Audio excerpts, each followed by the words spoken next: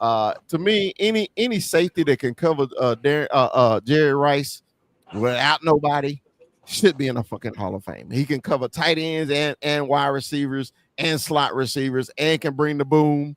Come on, man. He No, changed the my he was argument. Palomalu. He was Palomalu before Palomalu. I don't give a fuck what nobody said. No, well, So, he was a mix of Reed and Palomalo. The thing I get pissed off about is how the hell are all these other guys in before him? Like Brian Dawkins, for example.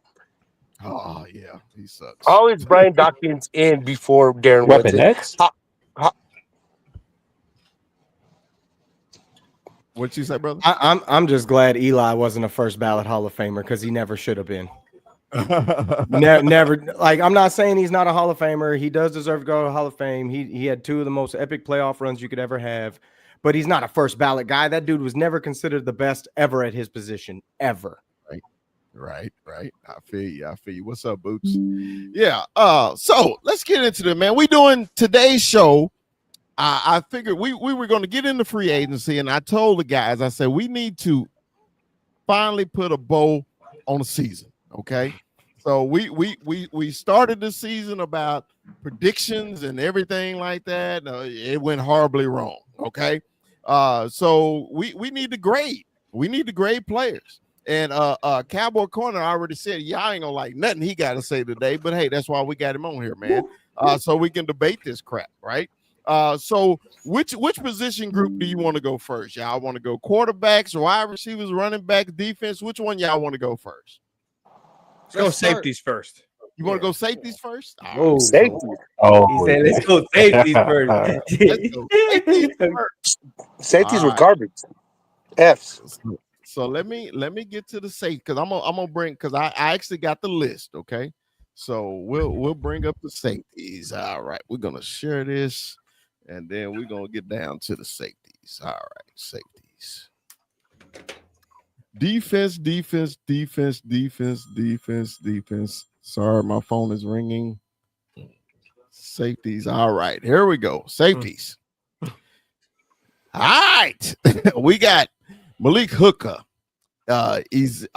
Israel Mukwamu, yes, Thompson, Wilson, and what's the name was on IR? What was his name? Goodwin. Curse. Hold Butler? on. Butler. Well, Butler is really a corner. Oh, and Bell, Marquise Bell. Marquise He Bell. was on IR. Yeah, he was on IR. So let's grade our safeties, man. Do you I'll go first and then we'll just leave it to the panel. Okay, we'll just go down. All right. So I overall grade, I give him a C. Okay, I give him a C.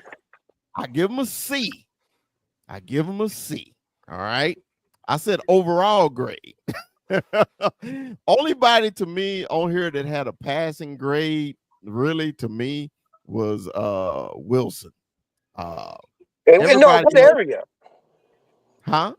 In covering? Bro, we just saying an overall grade. We're giving an overall grade. Okay. My overall grade for him this year as a safety was a B. The whole unit to me as a group was a C. Okay. I think Malik Hooker was a D this year. I really did. I didn't think he played well at all. Okay. And everybody else was C minuses. So, Mikey, your input, Mikey. Malik Hooker was an F. We could have lost that Steelers game. Let somebody get behind him.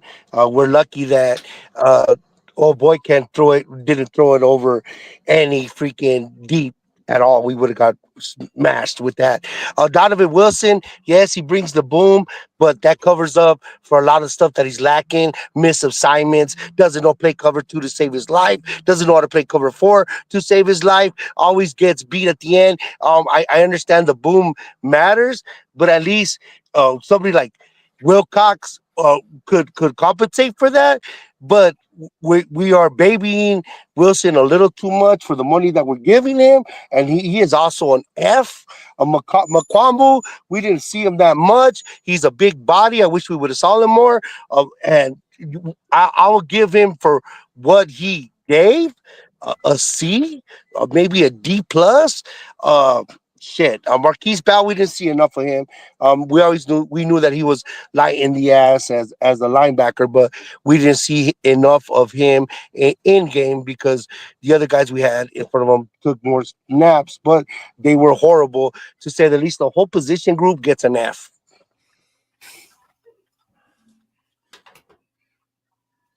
21. Your grade for the safeties. Overall, I'm gonna go with a D, and the only reason is that because you know what, at the end of the season they stepped it up. They gave us a little bit more. So I still gave them that passing grade. But to me, Wanye Thomas, let's start with Wanye C, and he had some good what is it called, special teams plays. He had a lot of good special teams plays. Thomas, Israel McQuamu. Yeah, we didn't see him a lot, like Mikey said. I'm gonna go with a D. Malik Cooker, he got beat a lot, man. Like Malik Cooker, I'm gonna go with an F on Malik Cooker, and then Donovan Wilson, same. I think that he gets beat a lot everywhere. I'm gonna go with the F on Donovan Wilson. All right. 20 Rue, your grades of the safeties. I mean, I'm with Mondo, man. It's like D's get degrees with this group just because it was kind of a mess, and it really started out very sloppy. And for Donovan Wilson, I felt like he looked like a shell of himself. It didn't look like the same Donovan Wilson I was used to seeing, and the way he had performed in years past. To see him this year, it was almost like it was just an off year for him. McQuamu was probably one of the ones I wanted to see more of. Just because every time I feel like he was on the field, I felt like he made an impact in different places. I wish I could have saw more of him. But I'm with Mondo in terms of how they performed at the end of the year. I feel like at the end of the year, they really kind of came together as a group, and it was a better performance from what we saw in terms of how they were performing as a whole. Because we can't forget this side of the ball did take a lot of hits throughout the season. So it was really a mess all year for this group. Right. All right.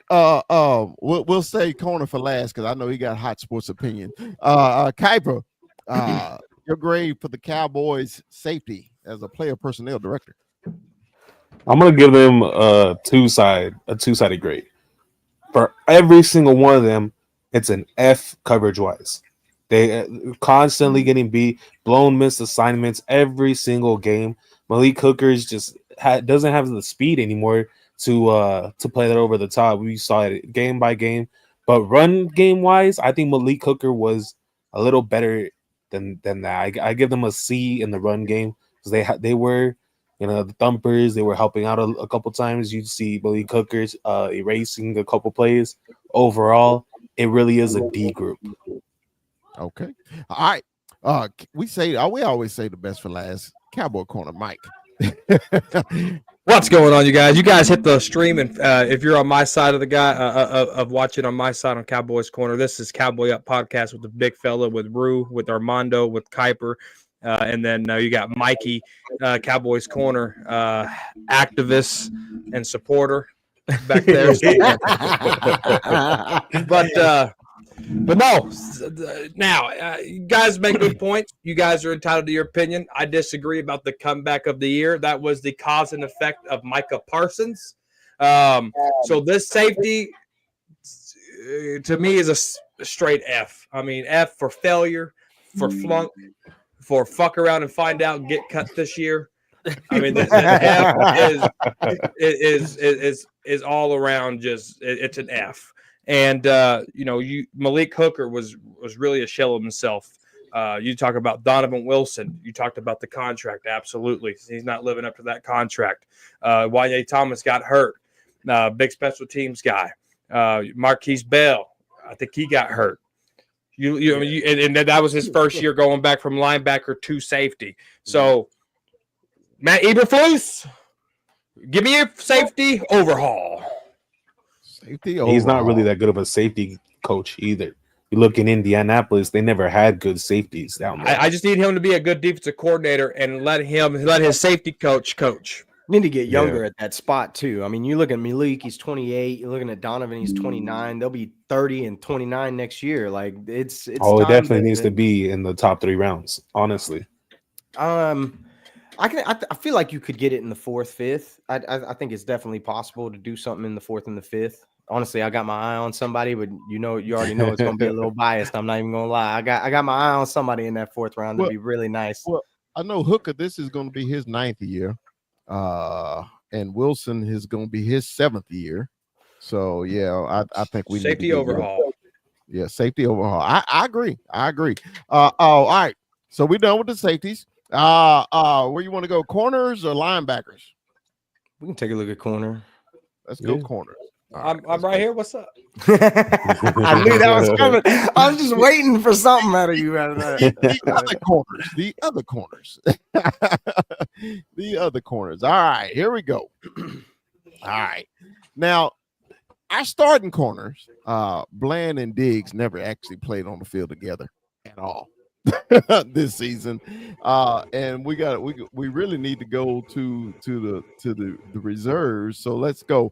Let's go. How many corners do we had? We had Butler, Carson, and Diggs, Hall, Amani, Oriarie, fucking trash. So 1, 2, 3, 4, 5. We went through 5 corners. 5 corners on the IR. It was 5 cornerbacks on the IR this year. Jesus Christ. And they were all trash. Well, we ended up, we paid Diggs a lot of money, and he really didn't do much either. So cornerbacks, I give them a failing grade too, man. I give basically all of them D's or F's, except for Jordan Lewis. He always get an A. All right, so that average up to a D plus. At Michigan. So Jordan Lewis always get an A in my book. So 21, we'll start with you, man. Anyone in particular? We ain't got to go through every one of them, but let's just do our 4 that played all the time. Diggs, Bland, Lewis, and what was his name that got hurt? Carson. Yes. Kaden No, Carson. no. You know, I'm with you, big fella. These and Fs all around. Deron Bland, I'll give him, like, I'll stick him with a D because he this dude came back and he played all right, man. He played all right. There was some games where you saw him lose coverage, but these and Fs all around. We hardly got to see our starters, which is Diggs Bland. We hardly got to see them together. It was just, Rue talked about it earlier with the defense this year, so these and Fs all around for me. Dude, yeah, it's frustrating. Rue, you're great on our cornerback, our defensive backfield, brother. This was a direct result of the lack of pressure that we had all season long. We couldn't get pressure to save our lives all year long, and it didn't matter how good these guys would have played or didn't play or whatever. When you can't get pressure on the quarterback as a defense in the NFL, your corners are going to suffer from it, and they were a direct result of that. On top of everything else, where simply put, our 2 starting corners never played on the field together at any point this season. So when you're looking at that, it's hard to give them anything other than an F, right? Because I mean, they were getting torched, and it was ugly even in the beginning. So, I mean, we had Kalen in there for a couple games, and then we lost him. I mean, he had to start as a rookie. So it's just like this whole thing in the secondary was a complete rotation all the way around, up and down, and you get what you reap what you sow with that, especially when you're in the bargain basement throughout the entire offseason. Dude, and you said it right. Bargain basement. All right, Kuiper, AZ, man, your grade for the corners. I'm really wanting to give them an incomplete because the rotation on them in and out of the IR on every single one of them was just ridiculous. And then you nailed it you nailed it right there, Rue, on the pass rush. You can't really grade a cornerback if he has to sit there in coverage for 8 to 9 seconds every single snap. That's the most unfair thing to do because he's gonna get toasted every single time. The NFL is just made not for corners, for wide receivers. So Yeah. I would say Jordan Lewis gets the B. Everybody else, I really don't feel that great about giving a good an F to, other than Booth. Booth Yeah, we played love you, like Jordan. dog shit. We love you, Jordan. We really hope you're here next year. I'm not mad. Maybe not corner, but the rest of us love your ass. Right. All right. Our corner. You're great. You're great on the corners. Corner. Corner don't love nobody. Like Josh Butler, He's merciless today. He's got Yeah. the cutout. He's the guy's office you don't want to walk into right now. I've been waiting ever since I seen my TikTok response. I said, man, he gonna be on fire today. Go ahead, corner. I will start with the positive. Josh Butler was a positive. All right. Yes. But I really can't grade him. But what I seen, it was promising. So that ask me next year about Josh Butler. Okay. Jalen Carson, the training camp hypester. Seatbelt Carson is what Dak Prescott named him. Unbuckle the seatbelt and fly through the windshield. That's exactly what he did. It was a car wreck flying through the windshield every time he was on that field. He needs to change his number, throw 21 in the trash. Do not disrespect Dion. He will never be Dion. Don't disrespect me, man. Come on. Ouch. It is time for Caleb Carson to get like a bum number. What was Jason Witten's first number before he was 82? It was like 63 or something. 49. 49. Give Caleb Carson 49. 49. Trayvon Diggs looked like he was still coming back from injury. Complete disaster. And then you had let's start back on the top of the list here. These son of a guns got me all fired up. Ron Bland coming back from injury. It is what it is. He had some highs and low moments. So Josh Butler, Deron Bland, they're on the okay list. CJ Goodwin's a special teams ace. Didn't take a snap at corner. He's okay in my book. Jordan Lewis, the dog. All right, he was okay in my book. Now we get to Aurier. The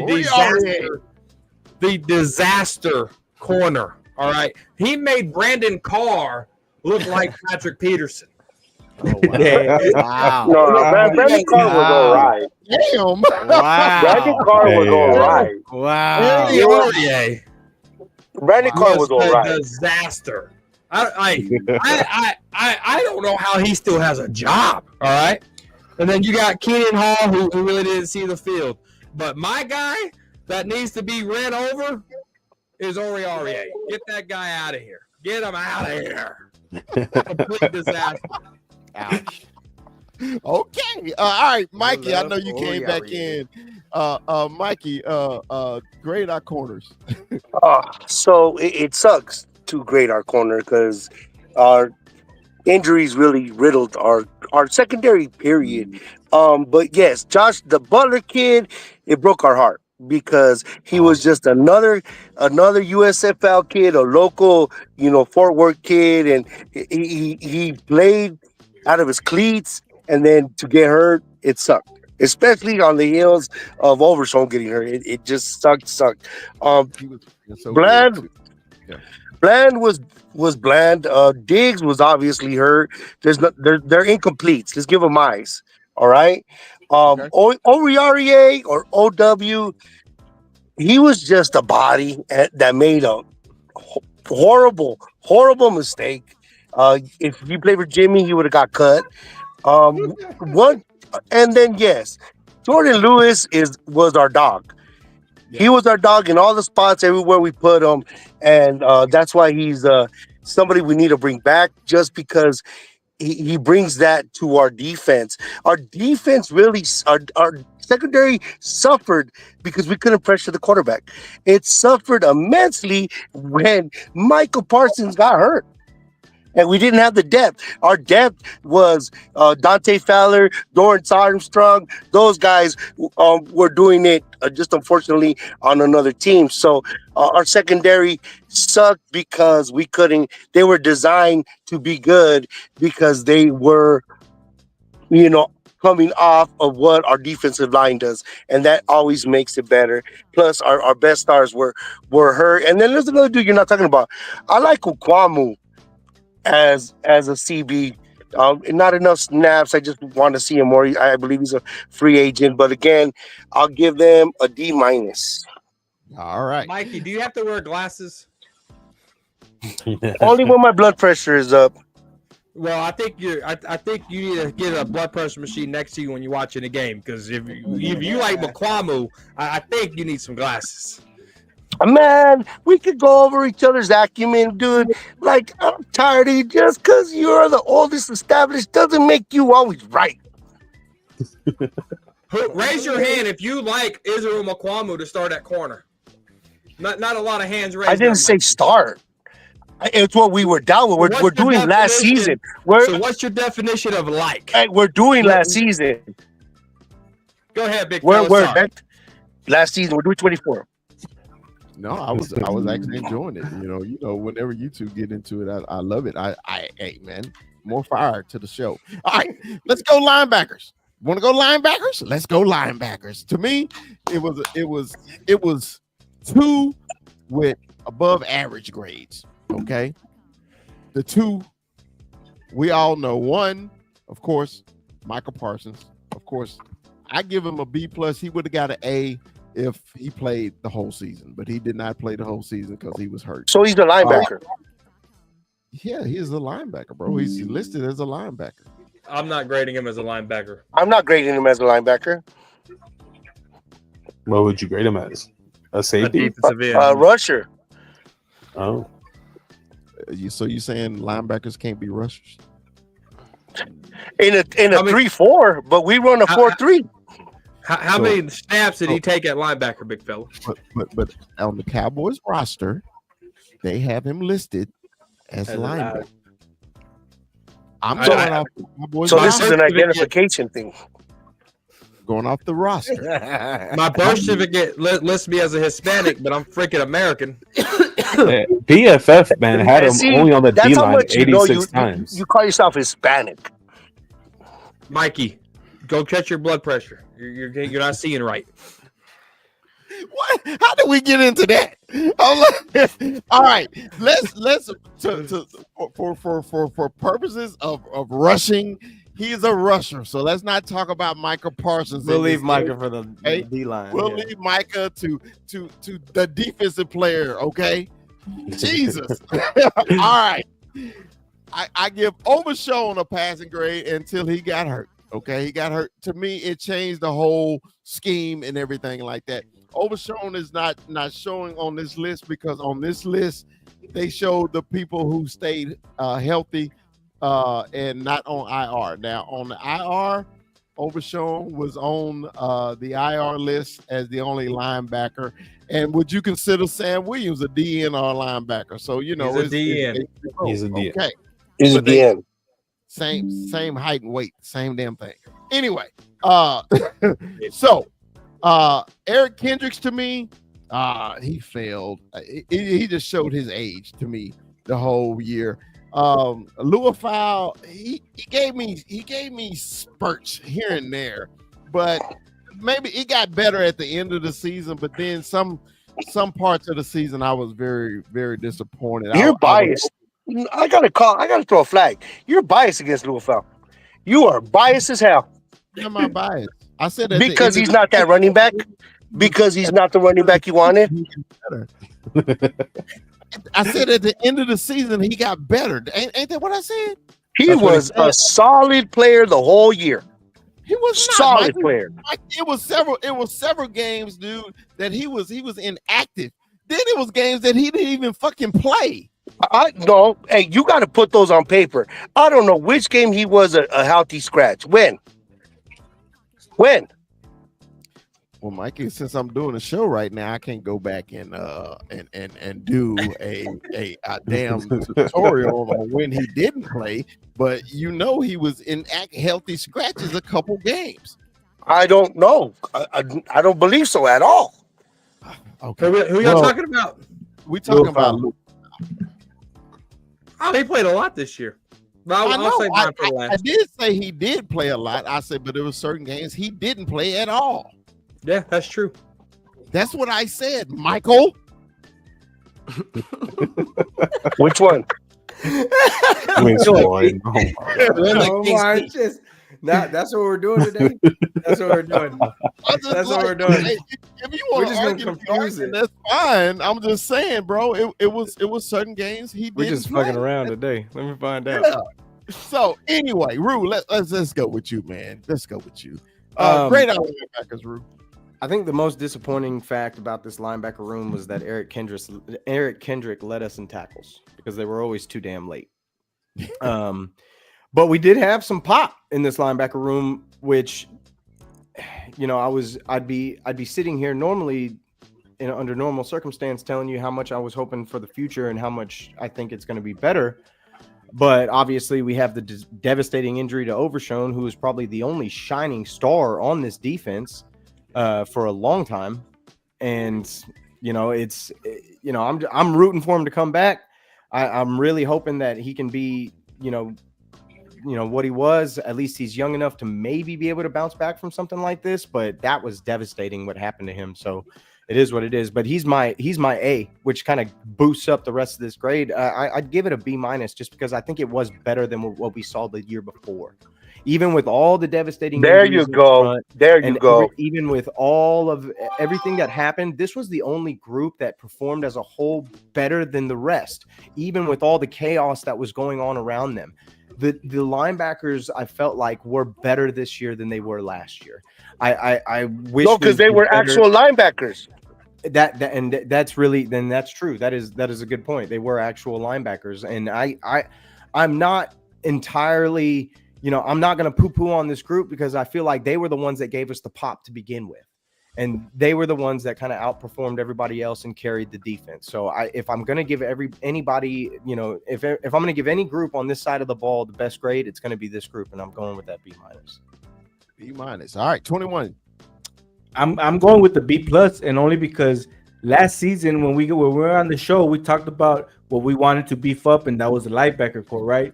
And I think everybody here on the panel will agree that linebacker core got better than what we had seen the previous season. So I think they just overall, you know, they each and everyone had their different moments, but it improved. We lost Overshown. That was like, you know, like everybody is, to me, it was the highlight of the season pretty much for the Cowboys, right? Getting to see what we were gonna get in Overshown. Unfortunately, he had that injury, so we didn't get to see a full season. But, you know, to me, this is a B+ because we had improvement from the season before. So B+ for me. Dude, I was looking at this roster for the linebackers. Every linebacker we have is 6'2", 6'3", 6'2", 6'3", and the weight. Look at the weights. All the weights were basically the same. Everybody was right at the same. Yeah, same thing. So, you know, even Michael Parsons / you know, I mean, anyway. All the boys at his position got like 20, 30 pounds on him. Yeah. So anyway, all right. Kuiper AZ, man, your assessment of the linebackers this year, brother. I think they were an average group. I'd give them a C to a C+. Yeah, they did get better, but at the same time, they were still an average according to everybody else in the league. Like if you in comparison to every other group, you know, you had Eric Kendricks. He was a veteran. He was just the slow veteran that was there to be the guy to kind of hold down his spot. But Luafel, dude, he got better as the year went on, and that's what you loved to see as a rookie. As a rookie, you needed to see him get more snaps throughout the year at the end of the year, and he got better. I think he deserves the B-, C+. I'd give Kendricks a C-, D+. But Overshown, man, he flew around every game that he was playing in. I loved watching him. He looked like the linebacker version of Buda Baker to me. And I really was so sad, even as a Cardinals fan, just as a NFL fan, to see him go down. That was awesome. That was awesome. All right, corner. Your assessment of the linebackers. Solid B. All right, y'all quit talking bad about Kendricks. All right, that's my guy. Woo, name the stat again. He did what for this team? He led the team in tackles. A+ for Kendricks, all right? All day long, 365. Awesome. Damone Clark, he wears number 18. 18 reasons to kick his ass off this team. Lying his ass. Doctor is still blocking him. Buddy Johnson, all right? Buddy Johnson, he had some moments this year. He's a special teams guy. It is what it is. Maurice Lewis-Fowl. He got hair like Kendricks. He's going to be a beast, all right? The future is bright for Maurice Lewis-Fowl, or Marist. It's Maurice Lewis-Fowl. I would say Maurice. Sue me if you want. Overshown, that's my dog out of Texas, all right? He's going to come back in November. Y'all mark down what I just said. He's coming back in November, all right? Please. Who am I missing? You said, Nick Vigil. Yes, he had a great game. He had a great game. I like Nick. I thought Nick coming in here, 11-year vet. I thought he made his presence felt on special teams. I thought he made his presence felt stepping in when Overshown went down, stuff like that. Solid B+. So don't ever talk about Kendricks like that again.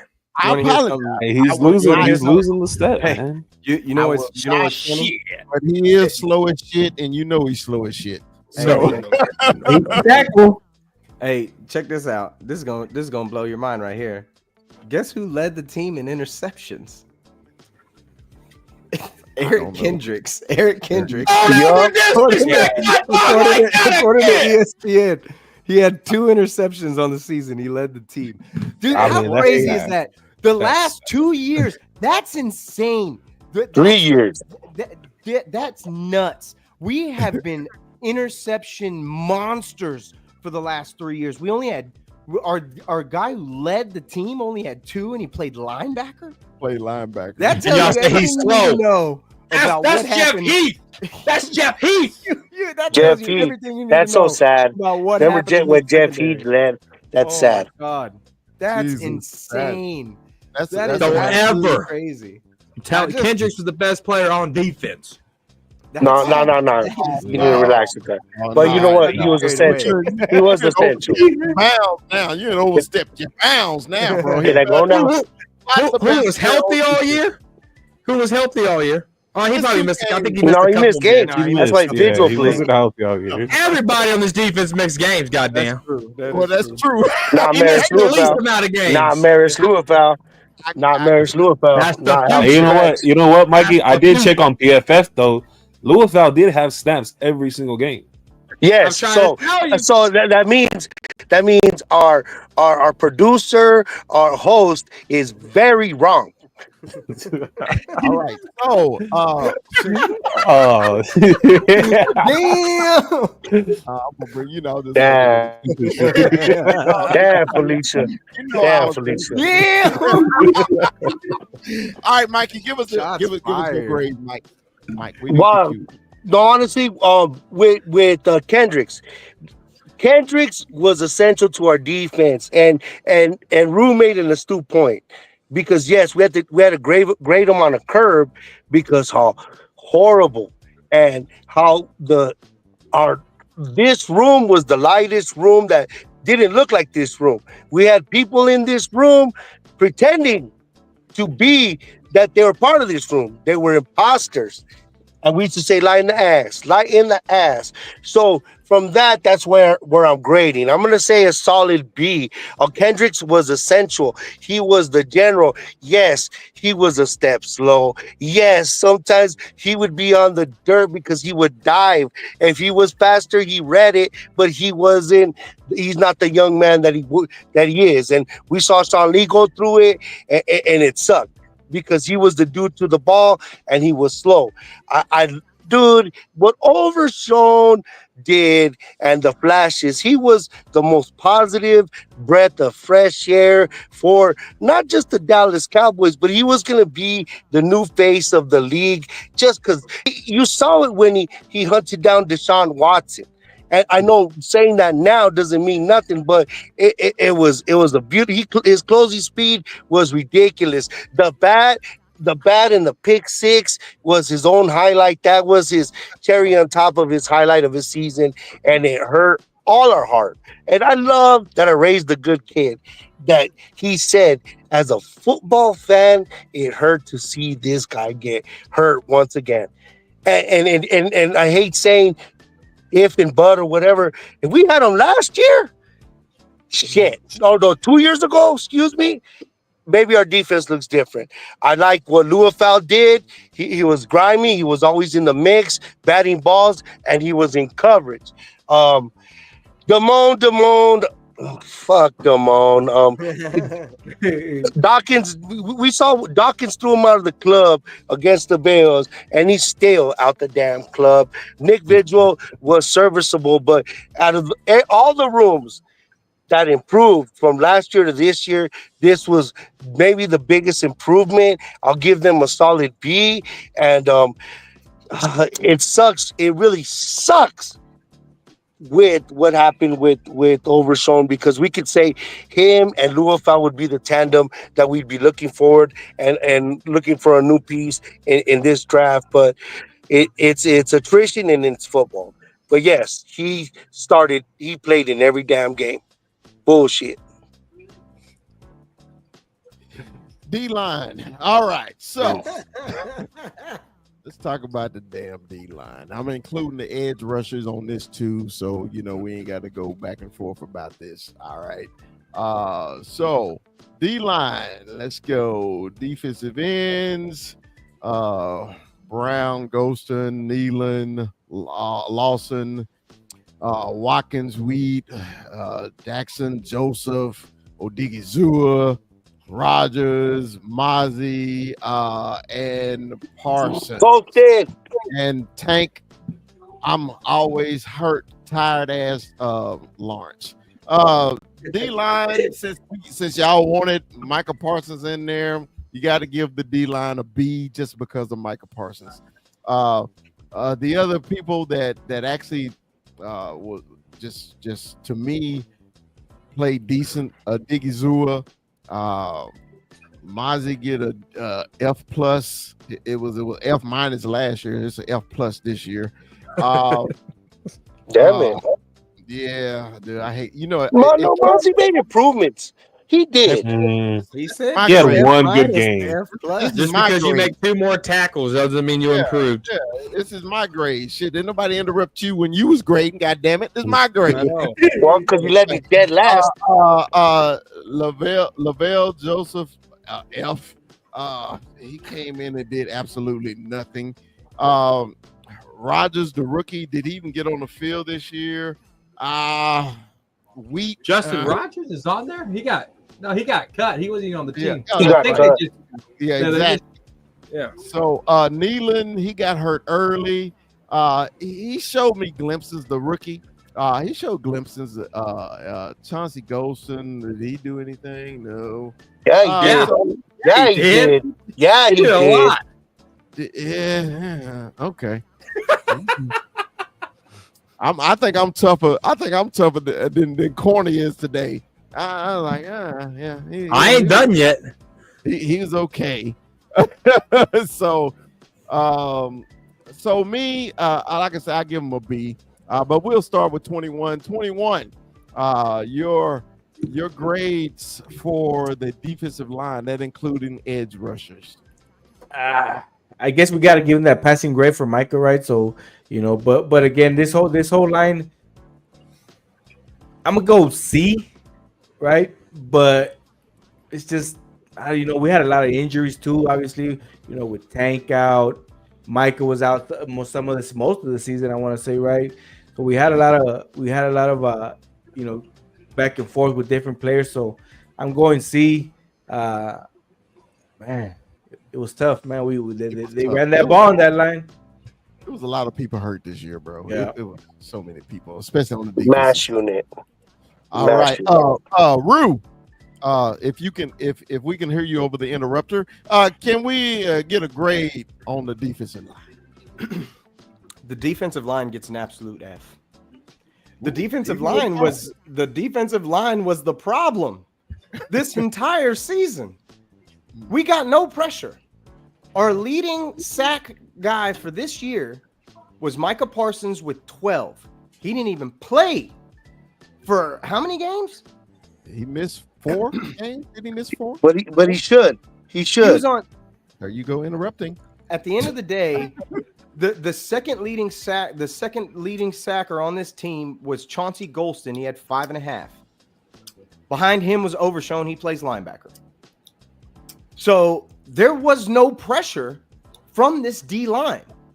And I mean, call it an F+ if you want, or a D-. But at the end of the day, this is where the heart and the soul of the problem of this entire defense was. We could not create pressure. True. We've been talking about it for every other position when it comes to the corners, the safeties, the linebackers. We even graded, like Mikey said earlier, we graded the linebackers on a curve because of how poorly the front four were. So I cannot give them a passing grade. As great as Micah Parsons is, last year, everybody was just getting shuffled, getting moved around. And at the end of the day, when you lose a guy like Sam Williams, who we're going into the season hoping to God that he takes that next step and he's going to be our next big threat opposite of Micah Parsons, and you got DeMarcus Lawrence, who's always been the anchor against the run game for this defense, who's getting older and needs to be gone from this team because you're not renewing that contract and I'm not bringing him back. Why? I hate that we're back here again because we need to focus on this D line because it needs to be fixed. We might not even keep Oso Digizua, who is another player who is a consistent player on this team, but he needs the one. He's playing the 3. He needs the one to be able to do what he does. We've seen him with a productive 1 in the 1 tech. He needs that help in the 3 tech. Oso Digizua is a great player, but even as great as these guys, some of these guys are on this defensive line, because Chauncey Golston, as a personal grade, he gets like an A for me. Great. But as a whole, if we're talking about the unit, this was the problem with the entire defense. So I cannot give them a passing grade, as great as some of them may have individually played. You're muted. All right, 21. Give me your grade on the defensive line. I already went, big fella. All right, Kaiba AZ, I'm sorry. Oh man, I run grade absolutely F, absolute F. There's just no possible denying that. Also, Digizua though was pretty decent in pass rush. I'll give him a solid C+, B- in pass rush. But the edge group as a whole, I give them an incomplete, other than Michael Parsons, because they were just in and out. Right. So Michael Parsons is obviously, he changed the entire defense when he came back. He gets the obvious A+, but this group needs an entirely new phase to it, especially in the interior, other than Michael Parsons. But something really needs to change, because in 3 years, it's been a problem, that interior D line, and teams running over and over on that inside. Yeah. Something needs to fucking change already. Thank you for saying it. All right, I want to hear it. Come on, corner, give it to me, corner, give it to me, man. Hearing you guys I had a C written down. Then hearing Rue, hearing Mondo, hearing Big Fella, hearing AZ, I said, okay. I scratched it out. I put a D. And I'm going to stay at a D. That's my group. All right. Individually, Chauncey Golston gets a B+ for me. I thought when Tank went down, Golston did what he was supposed to do. And I think he had better production than what Tank would have had anyway. So I really give him a good B there. You look at Marshawn Nealon, my biggest disappointment. God, I really was wishing 94. That's another one that needs to change his number. Yep. Don't disrespect Haley. Nah, that's bullshit. Randy Gregory shouldn't have had it. Nealon shouldn't have had it. Give it to a playmaker. Nealon is not that guy. Carl Lawson, B+ for me. I like number 55 out there on the edge. All right. I thought coming in here, you remember Cowboys didn't want him at training camp. He came in later. And he said, I'm here. I'm the dog of this. And he became that dog, all right? Tyler Sweet, I'll give props to him. I don't want to give him a good grade though. Neville Joseph. We traded for that guy. All right. Big body. All right. I like what he we did trade for him. No, that was the other guy that we cut, wasn't it? Yeah. But anyway, this old bastard got on the team and played well. He was like 38 years old and played good. All right. Also, Digizua, my guy, my franchise tag favorite for this offseason. You want a franchise tag Osa? Yeah, and the reason that's a big why number. because defensive linemen That's a big are number. $20 million a season. He's actually 4 years, $80 million. Just because you franchise tag him doesn't mean he has to play on the franchise tag. It buys you more time not to lose him. It buys you more time to extend him. Just because you franchise tag him doesn't mean he's gonna go be on the book. Come on, guys! I thought we knew Cap here. I know it doesn't mean that you that you're not gonna resign him, but you're giving him. I got one more player. Mozzie Smith. Drive down to Dallas, big fella, and drive his ass back to Michigan. Drive his ass back to Michigan and tell him to pay for them storage fees that he didn't pay for at the beginning of his rookie year. All right? All right? And leave his ass there. Got to drag out that man personal business. And leave his ass because he can't pay storage and he can't pay dues of a first-round pick. This man don't pay shit. Corner. I gave him F plus. You ain't got to go that hard on him. Okay. Pick his ass up in Dallas and drive his ass back to Michigan. You ain't got to go that damn hard on him. And he might be a little slow coming off the ball. I mean, going in the car. Look, he had a good game against the Giants. Against the who? The Giants. Who's your local high school football team? He wouldn't even start on that team.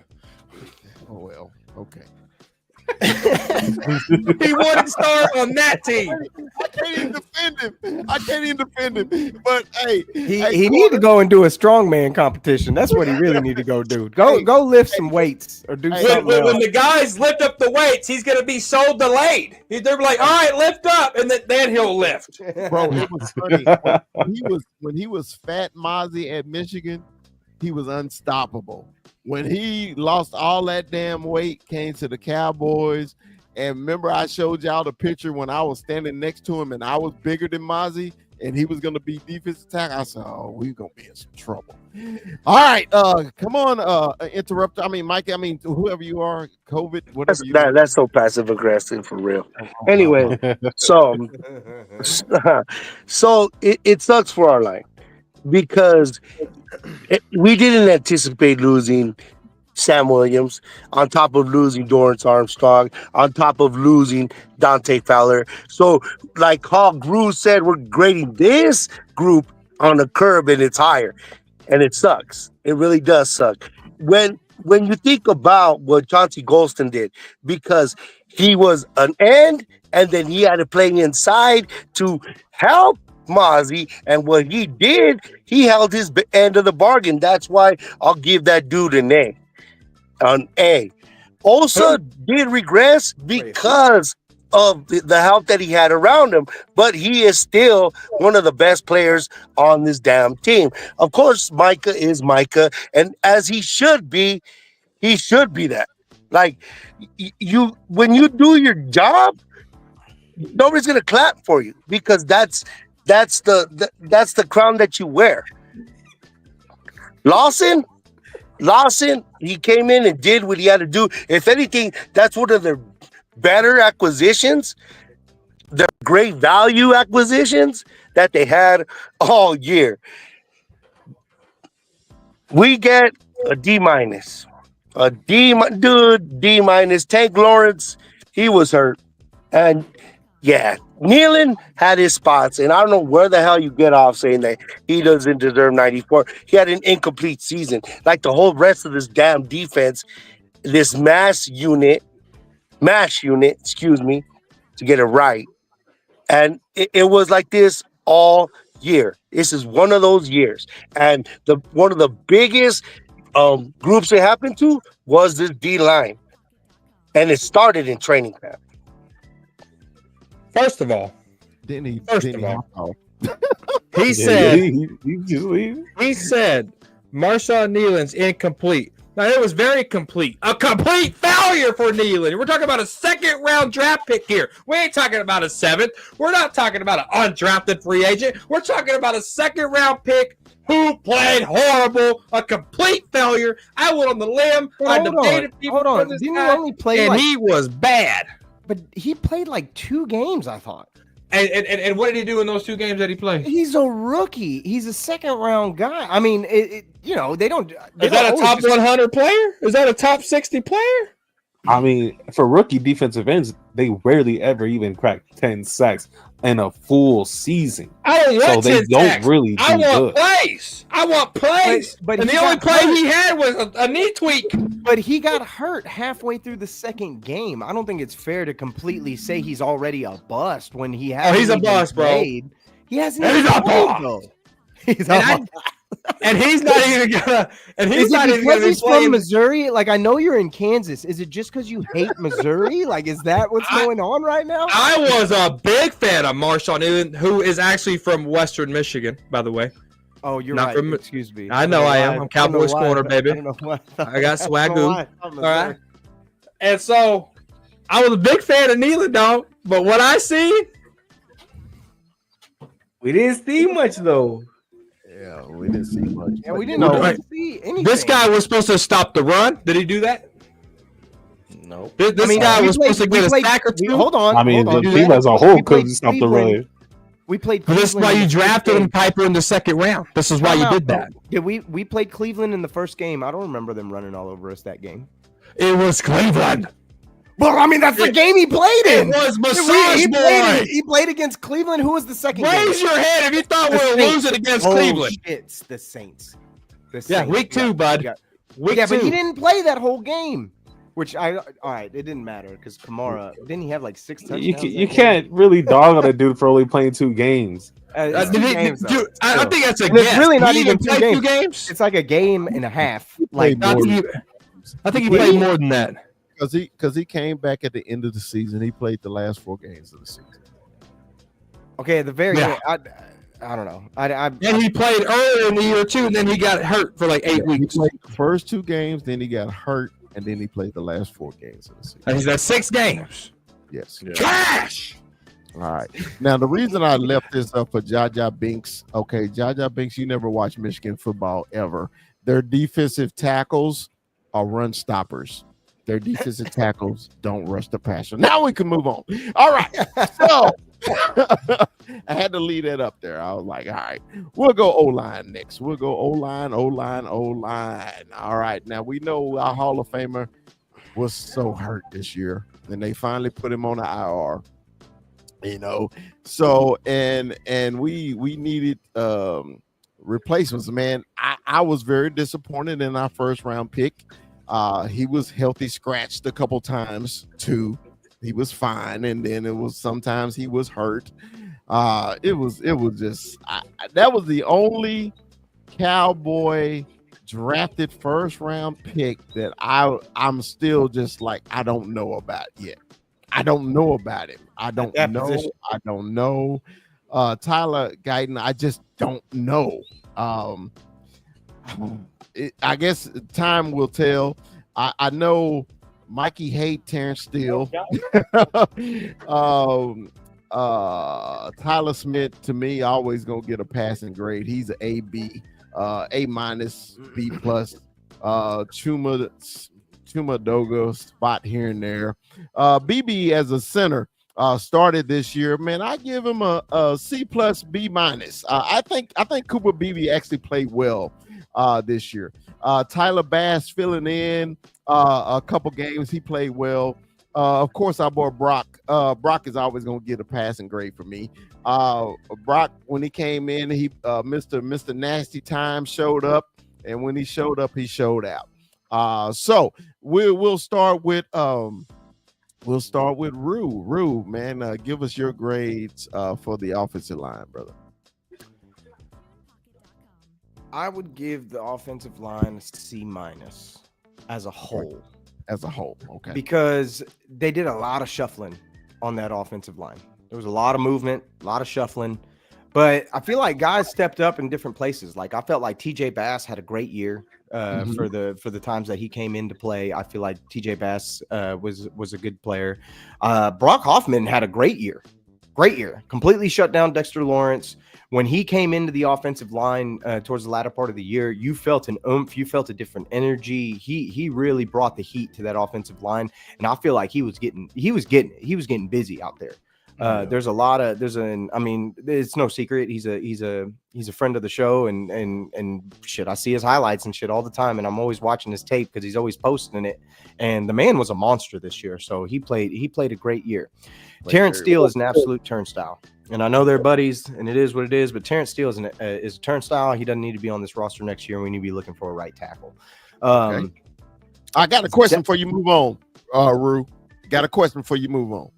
So, the natural position for Guyton is right tackle. Yeah. Would you moving back to right tackle? I absolutely would.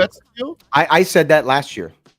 I wanted that to happen last year because I wanted Tyler Smith to play left tackle. I wanted to push Tyler out to left tackle. I wanted to push Tyler out to left tackle. I wanted to put Cooper Beebe at the left guard. I wanted to put Brock at center, Zach Martin in the right guard, and I wanted to put Tyler Guyton in the right tackle. I wanted to try that out, see what it looked like. I said that at the beginning of the year last year. And that's the kind of scenario that I would have liked to see because Cooper played left guard in college. That's what he played at Kansas State. Awesome left guard. It would have been the natural position for everybody there. And I feel like Tyler Smith is immensely talented, and he would be a better left tackle than anybody we had playing that position on the team. Which again, he's the best left guard on the team as well. I'm not saying that, but I feel like that position could be saddled up with what we have in other pieces to be able to compensate for him playing left tackle. And I think he could be one of the best left tackles in the league. It is what it is. But I feel like this position just kind of got its bumps and bruises because the receivers couldn't get open and the receivers couldn't create separation. So these guys were having to work harder than anybody. So really it's like C+, B- for me. I can't discount the fact that as much as they moved around, I felt like they did their jobs all throughout the year, and the O-line was not why we lost these games. Okay. 21, man. Give me your grade on the offensive line this year. C+. I think that the line got better with time. Obviously, out of our rookie, we didn't get what we wanted. Right, but I think there's still growing pains there. So, I want to say C+ for sure. Okay. Anybody that you stood out to you? Oh, you good? Go ahead. All right. Kuiper AZ. Anybody that stood out to you that you actually got that passing grade there? Yeah, Tyler Smith. 1,000%. He was the best offensive lineman on the entire team. Hands down, especially with the Hall of Famer, first ballot Hall of Famer playing the way he did. It was sad to watch him regress, man. And I really do hope that it was because of his injuries. Really, I truly think that it was. But this group as a whole, the tackles, I give an F. Terrence Steele was absolutely dog shit, but Tyler Guyton looked like he never belonged on the left side. He looked so out of sorts. That was not the position he was meant to be at. He needs to be moved to right tackle immediately and his natural position. But the guards, man, the depth on the guards were surprisingly great. Those guys really balled out when they got their numbers up, they balled out. And I still believe the best offensive line group for this team next season is on the team right now. If you bring Brock Hoffman back, it should be Hoffman at center, like Rue said, Hoffman at center, BB left guard, Tyler Smith left tackle, Guyton right tackle, and hopefully Martin at right guard. Yeah, because dude, it's just up in there. I don't think nobody knows if he's gonna come back or not. I want him to, man. I just want my Hall of Famer to finish out his career on top, man. I love Zach Martin so much, man. You even though he went to that horse trick at Notre Dame. Anyway, but I forgive him for that. But dude, from day one, he stepped on that field for the Cowboys. He was been a starter. He's been elite. Okay. And remember last year I kept saying, man, I think he's hurt, man. I think he's hurt because there ain't no way Zach Martin had ever been thrown around the field ever. Okay. And then he was getting beat on simple no-name defensive tackles was beating him. And I was like, man, Zach got to be hurt. He got to, because nobody declines that fast on the O-line. Nobody. I don't care, man. It's been offensive linemen been playing 20 years and they still play like they're rookies, right? You know, so when we found out he was hurt and the Cowboys finally put him on IR, I was just like, thank you. Because I don't want, I'm tired of my Hall of Famer looking like he a third stringer, you know? So I really want Zach to come back. I really do. I want him to come back completely healthy. And man, I don't know, maybe the new coaching staff will see what we're talking about, you know, especially Mr. Nasty Time. Dude, when Cowboy Beat made that video and he said that he had enough of seeing Brock Hoffman online, I was like, bro, did you watch any of the damn games that he started? Did you watch any game that he started? He brought the attitude that we've been begging for. You know, us old enough to remember Eric Williams. Remember Eric Williams was that nasty player on the fucking offensive line? Brock Hoffman was the nasty player on the offensive line. Okay? He gave us something. He gave us something to look forward to. Man, to start, especially the Washington game in Washington. Man, I'll go back and watch that damn game just to see Brock Hoffman's fights. I'm like, nasty. He's nasty. He's telling him, man, we're here to punch you in the mouth. Thank you, Brock. Thank you, Brock. And I can't help, man, but I tell you this, no matter what Zach Martin decides to do, because for me, Zach Martin, just like you, he belongs on this roster, if he wants to be on this roster. Yeah. But if we lost Zach Martin, I like what I see from TJ Bass. I think TJ played really well, didn't he? Really, you could really put Cooper Beebe in that right guard spot and then put TJ at the left guard next to Tyler. They already have the chemistry. I think it can work. I think it's definitely possible to still be a very successful, very good offensive line with that core group. And I think TJ can make that step up into being that official starter. Well, you know, man, I really get passionate about offensive line play. Okay. And it just Tyler Guyton frustrated me so. It just seemed like he wasn't strong enough. You know, it just seemed like sometimes he got bullied. You know, he's big. He's a big guy with his 6'7", 6'8", but he's just not strong at the point of attack to me. You know, and then sometimes he get lazy with his footwork. Honestly, I thought he was thinking too much being on the left side. He thought way too much about like overthinking things, where to put his hands. He really messed up so much. He did not look natural at all. Nah, he looked like he was just getting beat off that right off the ball. He was getting beat. He was overthinking things probably, but it was just there was times it looked bad, and then just call after call after. There was games where it was just like, here we go, guys. Yeah. And yeah, who was that back in the day that used to get them holding calls all the time? What is his name? Mac actually played that left tackle too. God, what is his name? Is it Flozell? Remember Flozell used to get all those holding calls all the time. Flozell, but Flozell was big and strong though. It was a difference though. Flozell was big and strong. All right, so let's move on. I know we spent a lot of time on O-line. I'm sorry, man. I get about them. I'm sorry about the big boys. So to me, I gave him a passing grade. Rude, did you give him a passing grade overall? I did. 21. Did you give him a passing grade? Yeah. See. Yeah. All right. And Kuiper, did you pass him? For the interior line, yes. The tackles, no. Okay. All right. Tight end group. I was disappointed here too. Maybe it was because of injuries. Jake missed some games. Span Ford showed a little bit here and there, but they didn't play him a lot. Scooney, he played decent. when Jake was out, but when Jake came back, it's just like he's back on the bench. So my grade for the tight ends this year, I give them all D's. Rue, what you think?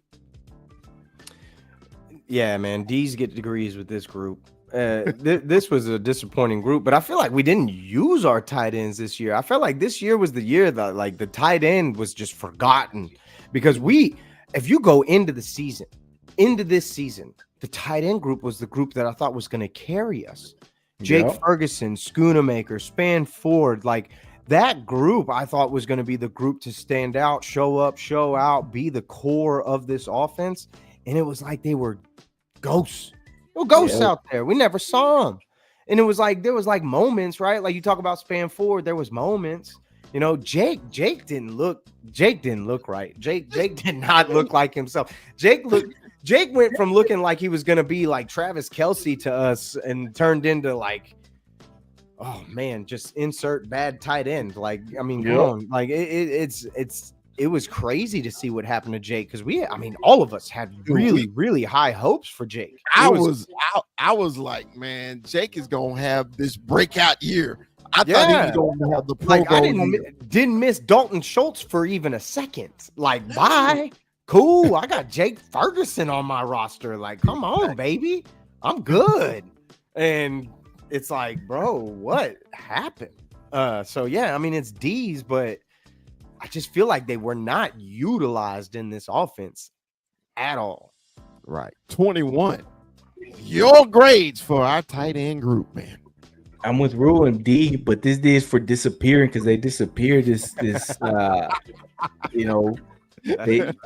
tight end group, man. We last the season going into this season, like Rule said, we talked about how this defense was going to be standing out with I don't want to even say just us, but around the league, around the NFL, there was talks of Jake Ferguson and like you say, the comparisons with Travis Kelce.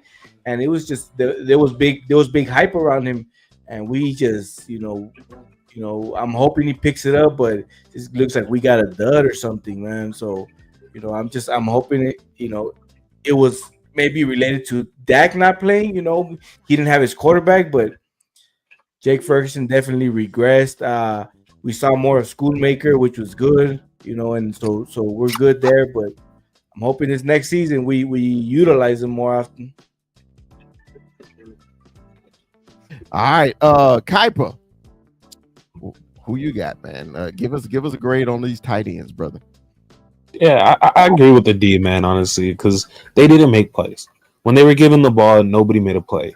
You'd see flashes here and there. I think Schoonmaker was probably the best receiving tight end just because, there wasn't much to compare to. But scheme-wise, I think these guys were fucked. They were asked to do things that they were just not.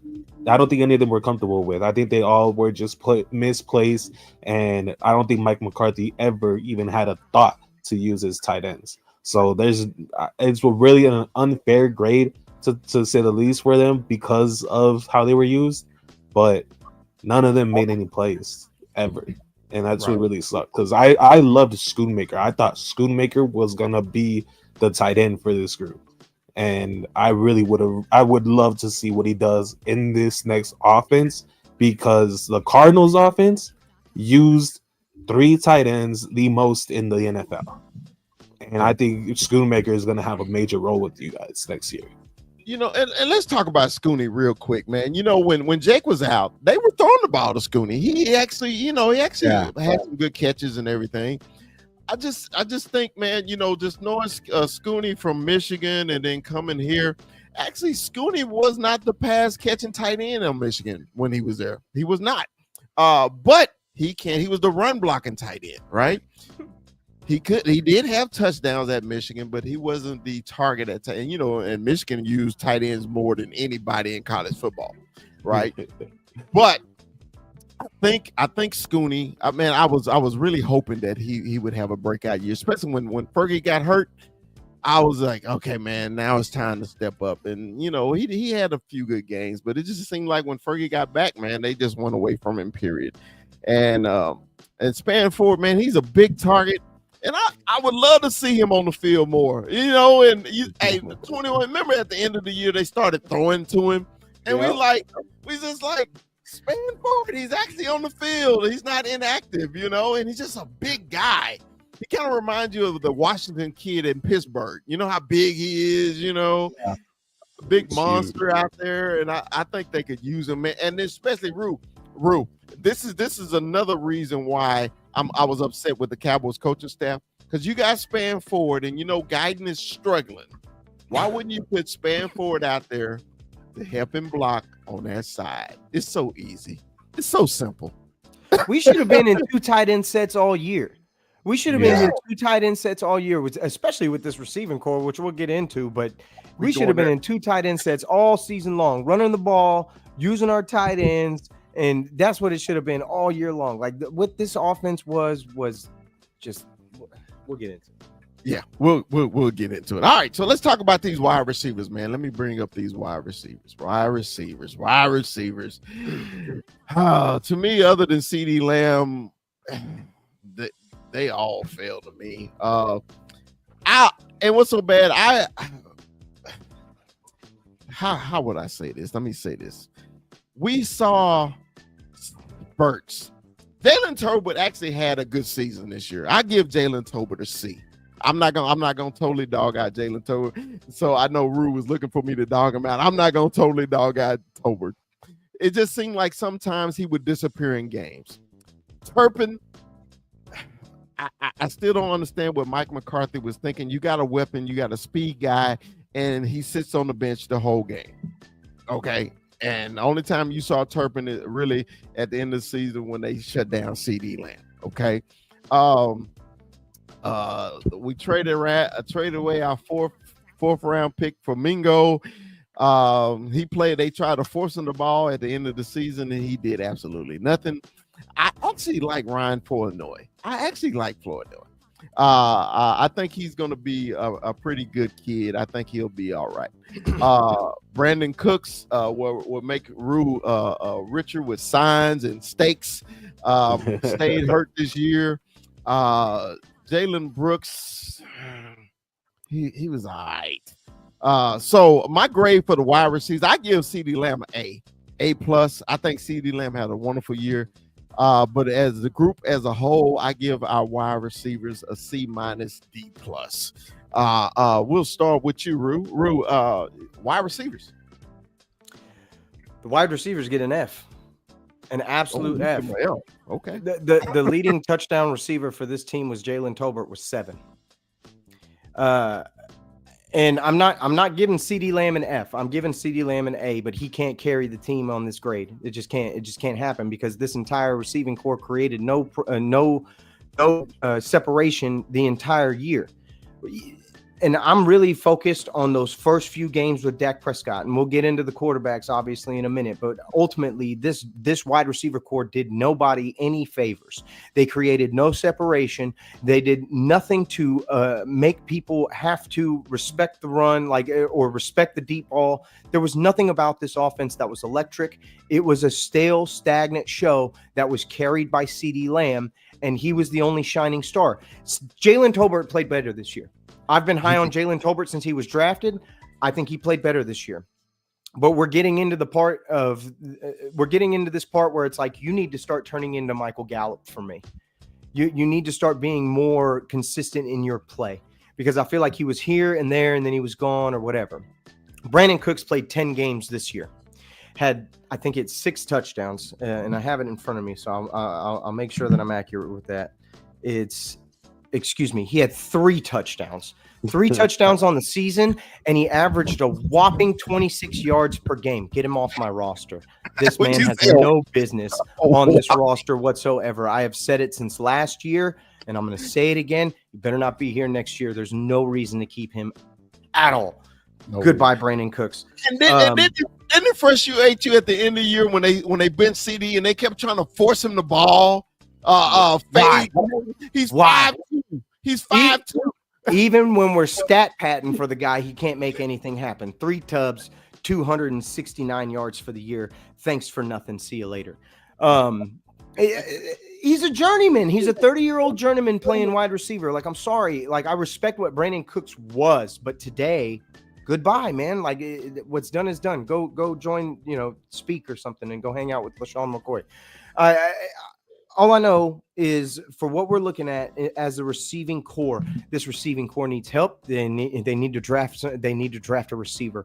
And I'm at this point, I'm really focusing on that because it's safety for me, it's D line for me, it's offensive tackle for me, and it's wide receiver for me. Those are the four big ones for me that I need to be addressed in the draft, and we need to get better at these positions because the wide receivers have not produced like what you would hope for them to have produced at this point.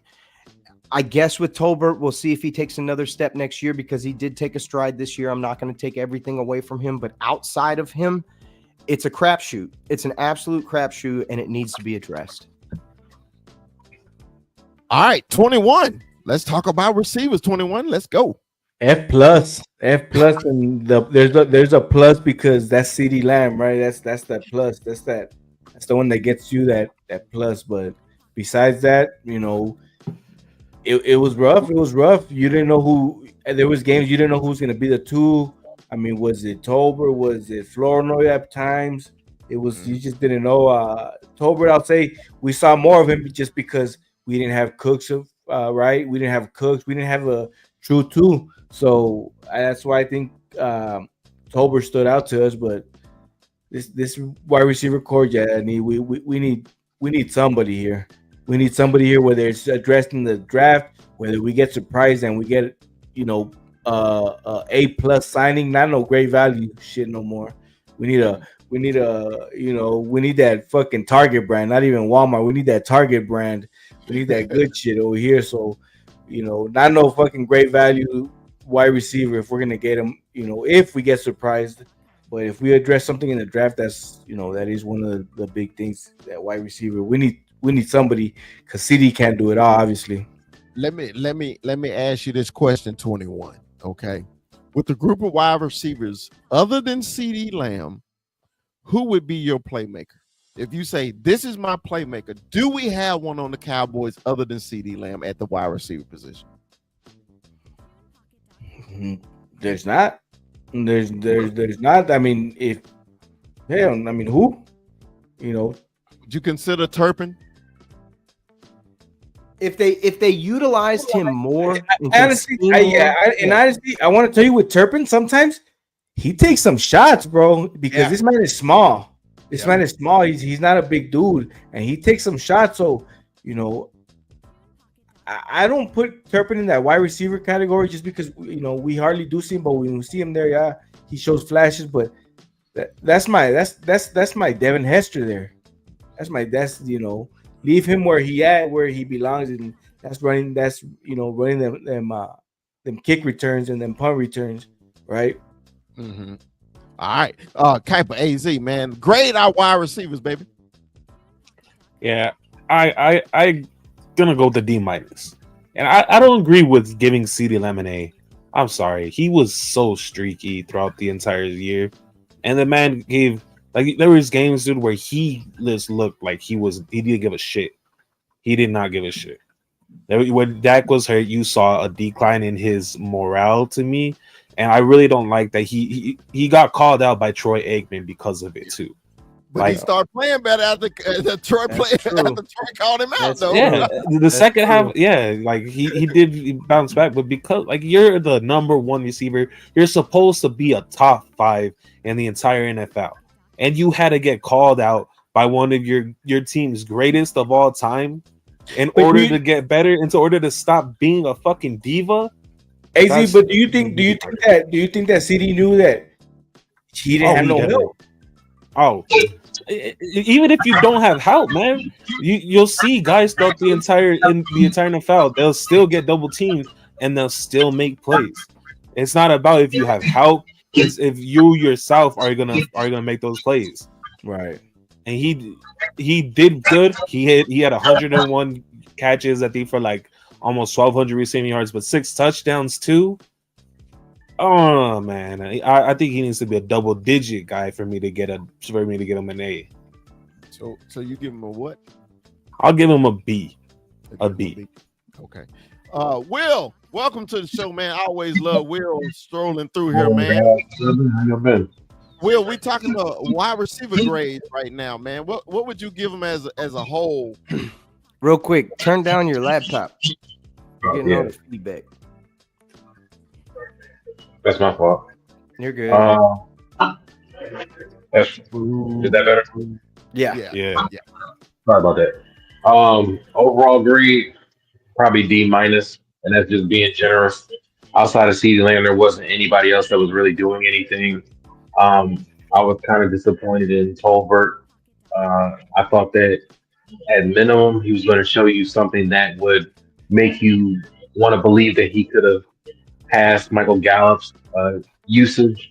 It just didn't happen. And then when you lose Dak Prescott in that Week 9 game against Atlanta, it was like a crapshoot after that. Yeah, when you lose your starting quarterback to injury for the season, it's like whatever you get out of the wide receiver group with a backup quarterback, it is what it is.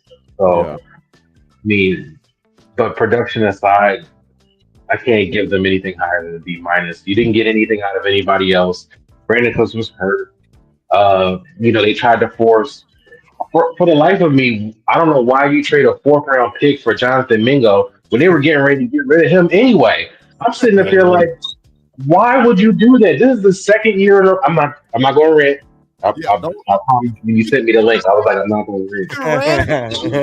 Go ahead. You're saying what all of us are thinking. Like you're not wrong. For the second time in a row, you flip a 4th round pick and waste it. Jonathan Mingo, you could have got for the free, and you thought bringing him in, you could have got him for free. You Retro, you know you could have got him for free. They was getting ready to get rid of him. He was going to be on the block. He was going to be on waivers. So you took a 4th round pick. Got him for the free. But they don't spend. But hey, man. But Will. We don't spend money in free agency, dog. You know that. That's the other problem. I think I was listening when I was coming on my laptop. I heard somebody say it was it 21? He was like, "Yo, you gotta get active in free agency." Yeah, you have to. You can't sit up here and you know what? Well, we don't spend money in free. No, I'm not trying to hear none of that because you have the money to do it. Yes, you got to pay Micah. Yes, there's a couple of free agents you got to bring back from the Cowboys. But out of all of those guys that are going to hit free agency, you're not bringing all of them back. So you need to get active in free agency. It don't have to be the first week, but week 2, week 3, before you fall out of that, you fall out of the back end of the hot time when free agency starts. Yo, there's plenty of wide receivers that you can get to bring in. You got to get active. And if they're talking about, grabbing a wide receiver in the first 2 rounds, they got to pull that trigger too. I'm hoping that they get what's his name, Terrio McMillan. I like him. McMillan's nice. If they end up going wide receiver in the first round, I'm 12. Yeah, if he's there at 12, he's got to make it past a couple teams. But if he can, that would be a great pickup. You pair him with Mario Hampton in the second round, and you got to go. If you're going to target a running back, I think the second round is going to be the hot spot because there's a lot of teams. It's a few teams that need running backs coming into the 2025 season. So you definitely want to grab like a Mario Hampton, either running back from the Texas, Travion Henderson. Yeah, he's getting a lot of buzz right now. Jenkins, the guy who's also running with him, he's getting a lot of heat. I think the second round, I don't think you want to push it too far. First and second round got to be like wide receiver, running back, wide receiver. All right, well let's talk about the running backs. Let's talk about them. Here we go. Let's see the running backs. All right.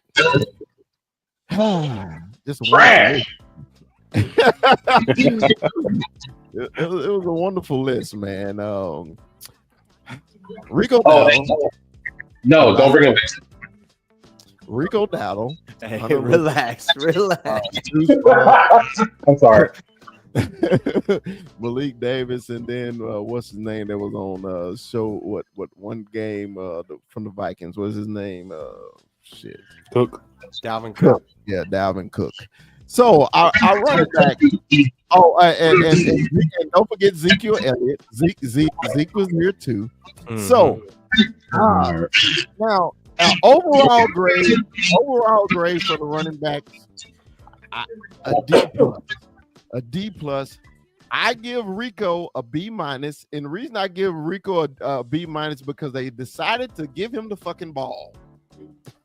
They said, "Hey, Rico had 1,000 yards rushing." Can you imagine if they would actually gave him the ball in the beginning of the season when we said, "Hey, Rico is the better running back. Why you keep trying to feed Zeke?" And we knew Zeke tires was flat before when they cut him and he went to New England, dude. He was bad in New England. He was bad the last year he was with the Cowboys. The Cowboys, hey, let's bring back nostalgia. Hey, man, let's bring Zeke back because the family, he can feed him. Because remember the year Zeke wasn't here and we kept getting the ball on the 1 yard line and we couldn't punch it in. They say, hey, if we had Zeke, we could punch him in. But then when we got down there rarely on the 1 yard line, you didn't give him a damn ball. And the reason I give Rico Dalla just a B is because he fumbled the damn ball on the 1 yard line in some games, and that shit hurt me. So you can't fumble the ball on the 1 yard line trying to punch it in. That's why he only gets that lower B from me. So we'll start with Rue. Rue, your grades of the running backs overall, and if you want to dwell on one, go at it. Jesus, man. All right. So this running back room is a direct reflection of Mike McCarthy's inability to be different, to change his Stone Age ways and fix what he needs to fix to make this team successful. I said it earlier, and I'm going to say it again. This team should have been in a 2 tight end set throughout the entire season. We should have been seeing that formation 80% of the snaps with the offense that we had because of the lack of separation that we were able to create with the wide receivers. If you would have utilized the running backs that we had in Rico Dowdle, Ezekiel Elliott should have never been on this team. We don't need to talk about Zeke because Zeke is not on this roster now, and he shouldn't have been on this roster to begin the season. That was a completely idiotic hire that made no sense whatsoever. I don't even know. You weren't even like, how do you even galvanize a fan base with a guy who's averaging 3 yards a carry, and then you're going to not even play him in the preseason, making an assumed thing that he's going to be my starter to start the year? It shows a lack of huevos from Mike McCarthy to be able to put his foot down and say, hey, this guy's too old to be playing starting running back right now in this league. And no disrespect to Derrick Henry, but at the end of the day, they're two completely different professionals. They may be the same age, but they're completely different as professionals. But that's all I'm going to say about Ezekiel Elliott. But Rico Dowdle, when he got his opportunities, made do with what he had. The man didn't get a real shot, and he still managed to muster up 1,000 yards. He had like 6 touchdowns on the year. And I mean, yeah, was it spectacular? No. Would I keep him as my second running back and keep him as that lightning to my backfield? Absolutely, I would, because he was a good player when he was given opportunities throughout the year.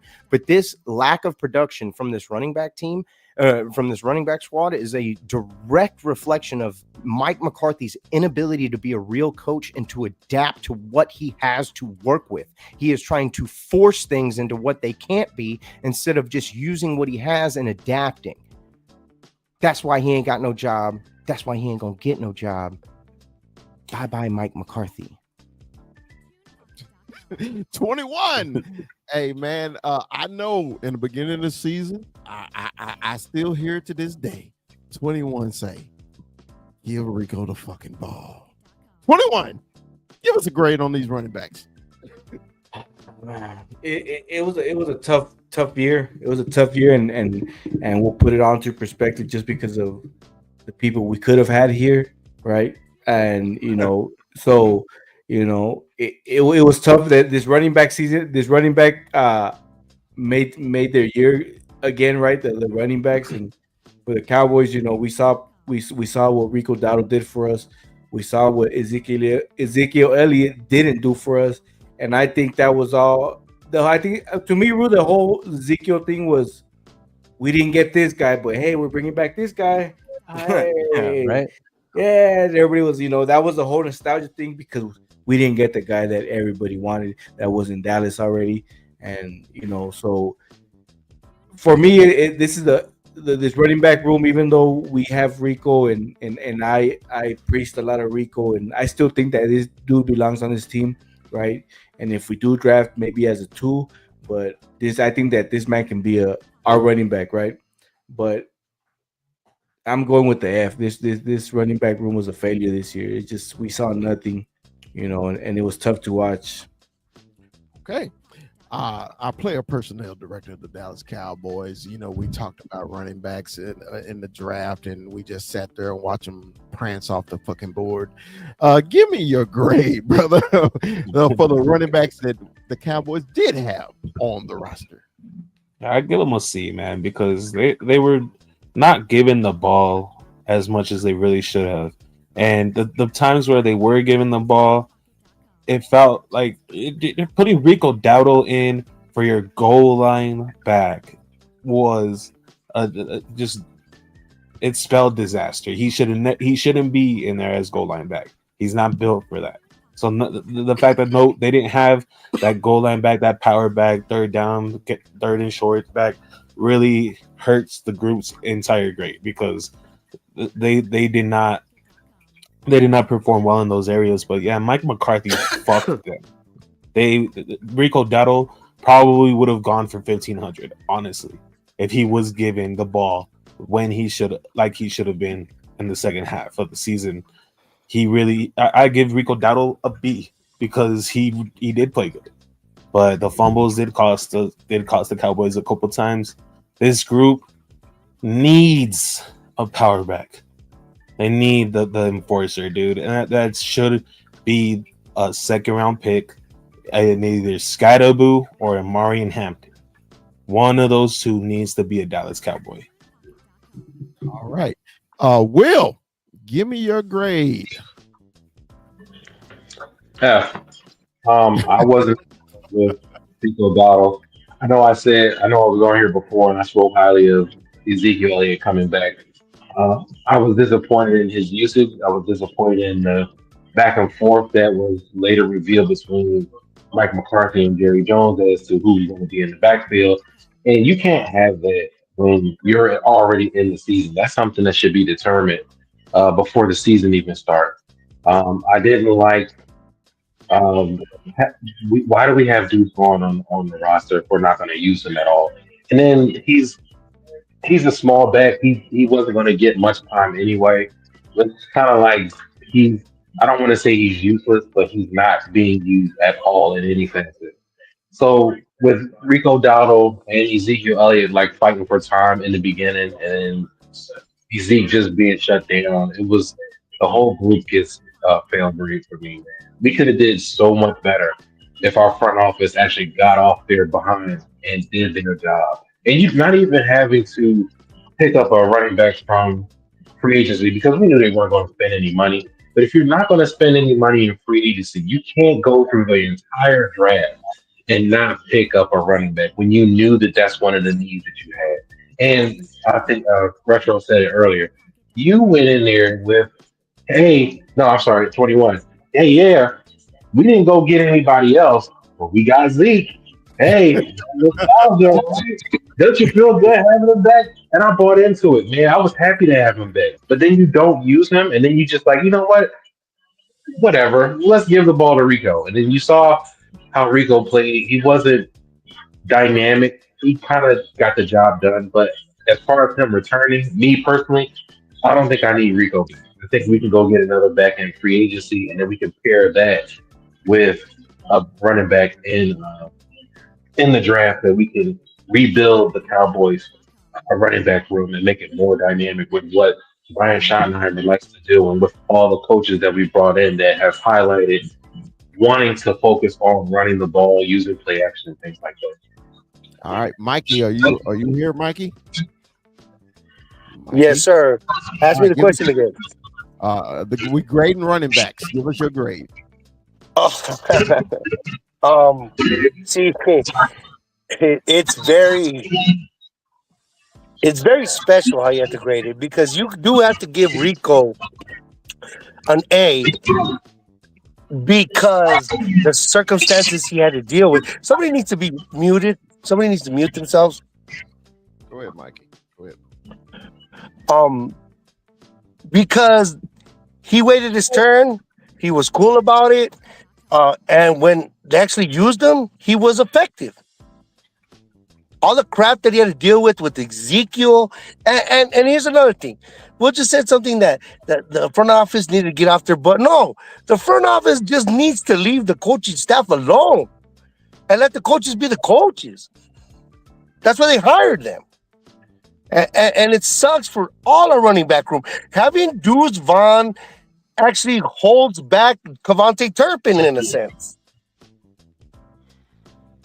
And what happened with Rico and what happened with the pissing and moaning of Ezekiel, it just, this whole year was jinxed and mishandled. And I told you why this year was jinxed. I told you why. And it sucks. And the running back room, I'll give Rico an A, but just because when he got the ball, he showed you what he could be, and he didn't get any injuries, because that's the biggest thing that they say about him. Oh, he's injury prone. He's injured. He didn't get hurt all year, and they used him right. So yeah, that's where I am with that. All right, so our last category is a quarter. Yeah, it is. Will while we talking, I'm gonna mute your mic until you talk. Okay, Will. All right, so our last group, man, it's the quarterbacks. It's the quarterbacks. All right, real quick. I'm gonna go real quick because we running late in the show. Okay, we know Dak is an incomplete. Dak got hurt. You know, before he got hurt, man, I was giving Dak a D because Dak played like shit in the beginning of the season. I don't care what nobody say. Y'all know I'm the biggest Dacker in the world. I love Dak Prescott. Love him. I think he's the right quarterback for the team. But the beginning of the year, Dak played like shit. No ifs, ands, buts. That I can't sugarcoat it no more. He played like shit. All right. Cooper Rush was Cooper Rush. He was a C. He was a C minus. We wanted to, when Dak got hurt, we wanted to see Trey Lance, and we wanted to see what we can do because we knew we wasn't going anywhere. And I really blame Jerry Jones for that part. He should have put Trey in there and just to let us see what we got. Okay, you traded for him, you gave a fourth round pick for him, and then you let him play the last fucking game of the season. Made no fucking sense to me. It was the dumbest shit ever, but it happened. So Rue, so to me personally, the quarterbacks got to get a failing grade. But Dak had an I, but when he did play, he was a D. Cooper Rush was a C minus. Trey Lance didn't play at all, so that was an incomplete. So it was a failing grade. Rue, what is your grade for the quarterbacks, brother? First and foremost, Jerry Jones, you are still an asshole for that, for not paying Cooper Rush his bonus and putting in Trey Lance at the last game of the year and then being like, I didn't even know. Shut up. You knew exactly what you were doing, and you an asshole for that. You should pay that man his freaking money because that is ridiculous, and you had him start all year long after Dak Prescott went down, and then you did that to him. That's a piece of shit move, and I hope he goes on somewhere else to be somebody else's really good backup quarterback because at the end of the day, Cooper Rush is a solid backup quarterback in this league. Solid. That's some BS that you pulled right there, Jerry Jones. Now that that's out of the way, this quarterback class gets an F because at the end of the day, man, it was bad. And the reason I give it an F is because of how badly Dak Prescott played through those first 8.5 games because he went down in the Atlanta game. You were 3-5 as a team through that point of the season. You were 3-5. You are the highest paid player in this entire league. And I'm sorry for being in your pocket, but at the end of the day, you need to make the guys around you better. You're not supposed to be carried when you're the highest paid player in the freaking league. Sorry. It is what it is. So when we go into this next year with another injury on top of the multitude of injuries that you've accumulated by now, there's still high expectations for Dak Prescott, but it needs to be a complete reversal on what we saw this past year. Now, you can't do it alone, And with this offensive core, I've already poo-pooed on this receiving core, and this tight end room has been very inefficient. And obviously, we've had a coach in the past that would not run the ball, which we expect to be drastically different with Schottenheimer. But you got to be better. I cannot have the highest paid $60 million a year quarterback be carried like Jalen Hurts was to 2 different Super Bowls. It can't work that way. That's not the way this works. And just because I brought it up, and you know what? I'm just going to go right ahead and say it because I got a lot of shit for calling Jalen Hurts mediocre because he's honestly average at best. Nobody ever thought Eli Manning was a goated player. Winning 2 Super Bowls against Tom freaking Brady, having 2 of the most epic playoff runs you've ever seen a team make with a quarterback of his caliber. Even after all of that, no one in their right mind ever thought he was better than his brother. No one ever thought he was actually better than Tom Brady. So this whole facade and this hype of a guy who literally has the perfect playbook around him in terms of receivers, tight ends, running backs, O-line, defense. Give me a fucking break. The dude is average. Back to my team. Quarterbacks get an F. The quarterbacks get an F because I was being quiet because I know they was gonna clip this. You know, hey, what Rue is talking about? The Cowboy Can fan clip that on their Instagram, right? And tag me and Rue. And every Eagle fan in America has commented on that video when Rue called him mediocre. You know, so dude, I think it's over 10,000 right now, and every day. Hey, Rue, is your phone still blowing up every day? Oh, every now and again, I'm still getting like little comments and gifts and whatnot. I'm just like, y'all were ready to cut this man halfway through the year. Remember when they were 2-2, and everybody was like, "Oh, you gotta fire the coach. Jalen Hurts is washed." Blah, blah, blah, blah, blah. And it's like you all forgot because of one game that he was the man threw for 2,900 yards and had less than 30 tubs. He had 8 interceptions on the year. Like, you act like he did. So he got carried by Saquon Barkley. Saquon Barkley was literally the MVP of your team. And y'all keep, Jalen Hurts is Super Bowl MVP. No shit. It's a quarterback award. He played a good game. I'm not saying he didn't play a good game. Kansas City looked like a shell of them fucking selves. And it's not like their offense did them any favors. Turnover after turnover after turnover. Freaking Cooper DeJean had a pick 6.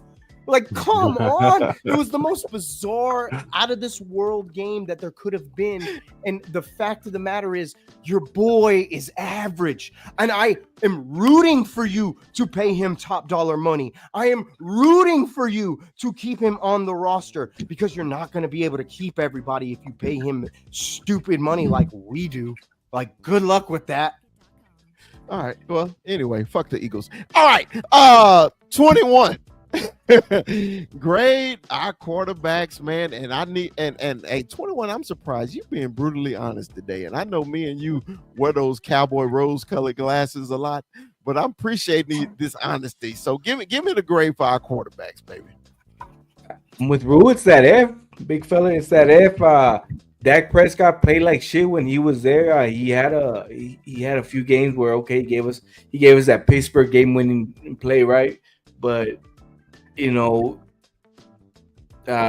Cooper Rush is Cooper Rush. He's a backup quarterback. Our 4th round pick, Trey Lance, was Trey Lance. You know, we didn't get to see what we did see. It wasn't good.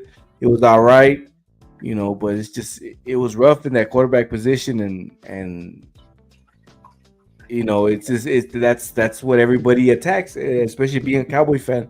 It's your QB, and it was a rough showing this year, so I'm sticking with F. Now, before Will and Kuiper go, let me tell y'all something about 21. Okay, 21 is always positive. We went to the San Francisco game together, right? I've never seen him so dejected of quarterback play in my life until that game. His face was like, you know, he don't want to take pictures with everybody. He wants to speak to everybody. He was legitimately pissed.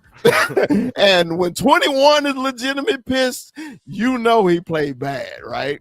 Because it was just frustrating, man, especially that Niner game. You just like, Niners is hurt. They look like shit. We were the better team that day. Why did we then not go in there? And when 21 was mad, I was like, yeah, I can't even defend. Y'all know me. I'm the biggest Dacker ever.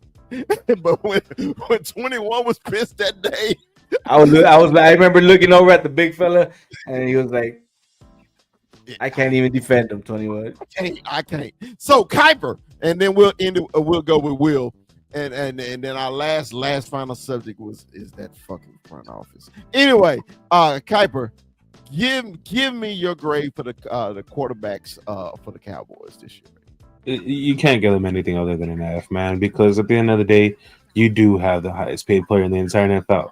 And he showed his true colors. He is a game manager plus.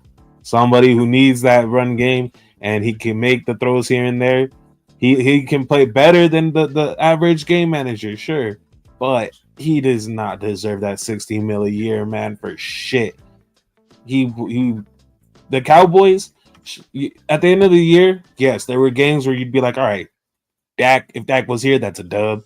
Dak was here, we'd win that one. But he played like horse shit through the first 8 games. And honestly, Cooper Rush did not play bad. To me, he was a solid C because from what you expected from him, he brought. And the coaches did him no favors.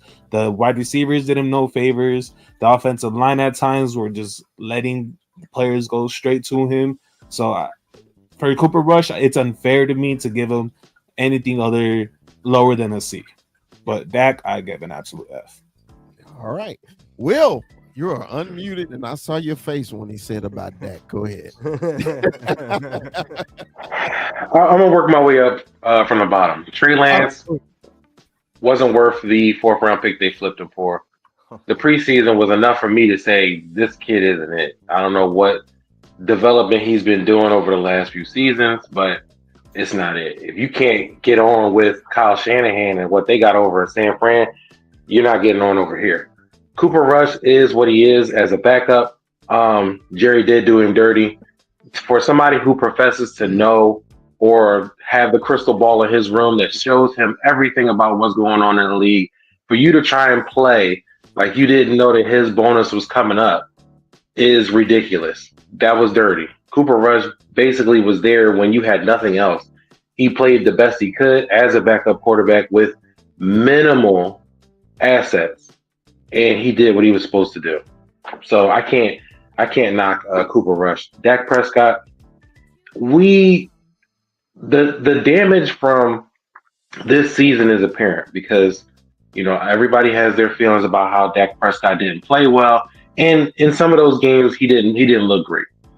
But how can we continue to let the front office off the hook? We watch every other team get active in free agency, bring players in to help their quarterbacks, help them make moves. We've seen the Chiefs recognize that they needed wide receivers. They won a Super Bowl with no wide receivers and then went and got Patrick Mahomes as much help as he possibly could. Why do we penalize Dak Prescott instead of pointing at the front office and saying, hey, if you do your job, maybe we could have another wide receiver outside of CeeDee Lamb. Maybe we could have a running back because we knew we weren't going to bring back Tony Pollard.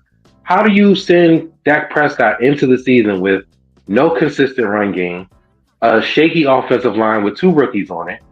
Your defense still can't stop the run, but we expect Dak to pull rabbits out of his hat because he got paid $60 million.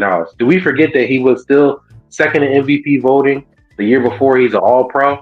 He's earned that money. Now, he's not absolved from his play. I'm not giving him a pass. What I'm saying is we can hold Dak Prescott accountable for his lack of performance, but we still have to be open to looking at the front office and saying, hey, man, this is another chance that y'all didn't do your job in helping the quarterback that you professed that you wanted to keep here, and then you ended up paying him at the very last minute, and then put your hands back and said, you know what? Well, we paid Dak and CeeDee Lamb. We couldn't get anybody else because we paid those guys big money. Come on, man. We know that's false, and we we don't talk about. I don't feel like, not here, you guys. I'm pretty sure that you have, but I feel like as a fan base, we don't talk about it enough. We let Jerry slink back into the shadows, and like, Dak, you're the front man. You're going to take the heat. Like, we can't keep doing it. I'm just gonna say this real quick. I agree with you for the most part, especially about the front office, because the front office we're gonna get into in just a second. So I'm not gonna take I'm not gonna talk on that right now because I know Chris is about to get into it. But damn it, Dak Prescott's been running the underwear Olympics with these receivers at his house every single year. What are y'all really doing? Where's the chemistry? The man is the highest paid player in the NFL. You got to make the guys around you better. And you talk about Patrick Mahomes. Tell me who Patrick Mahomes' number one receiver is. Tell me who it is. It's not Worthy. It's not Worthy. It was Rice. It was Rice before he got hurt. He gone. He gone. Who is his number one receiver? You can look back at that game. Who's his number one receiver? He didn't have one.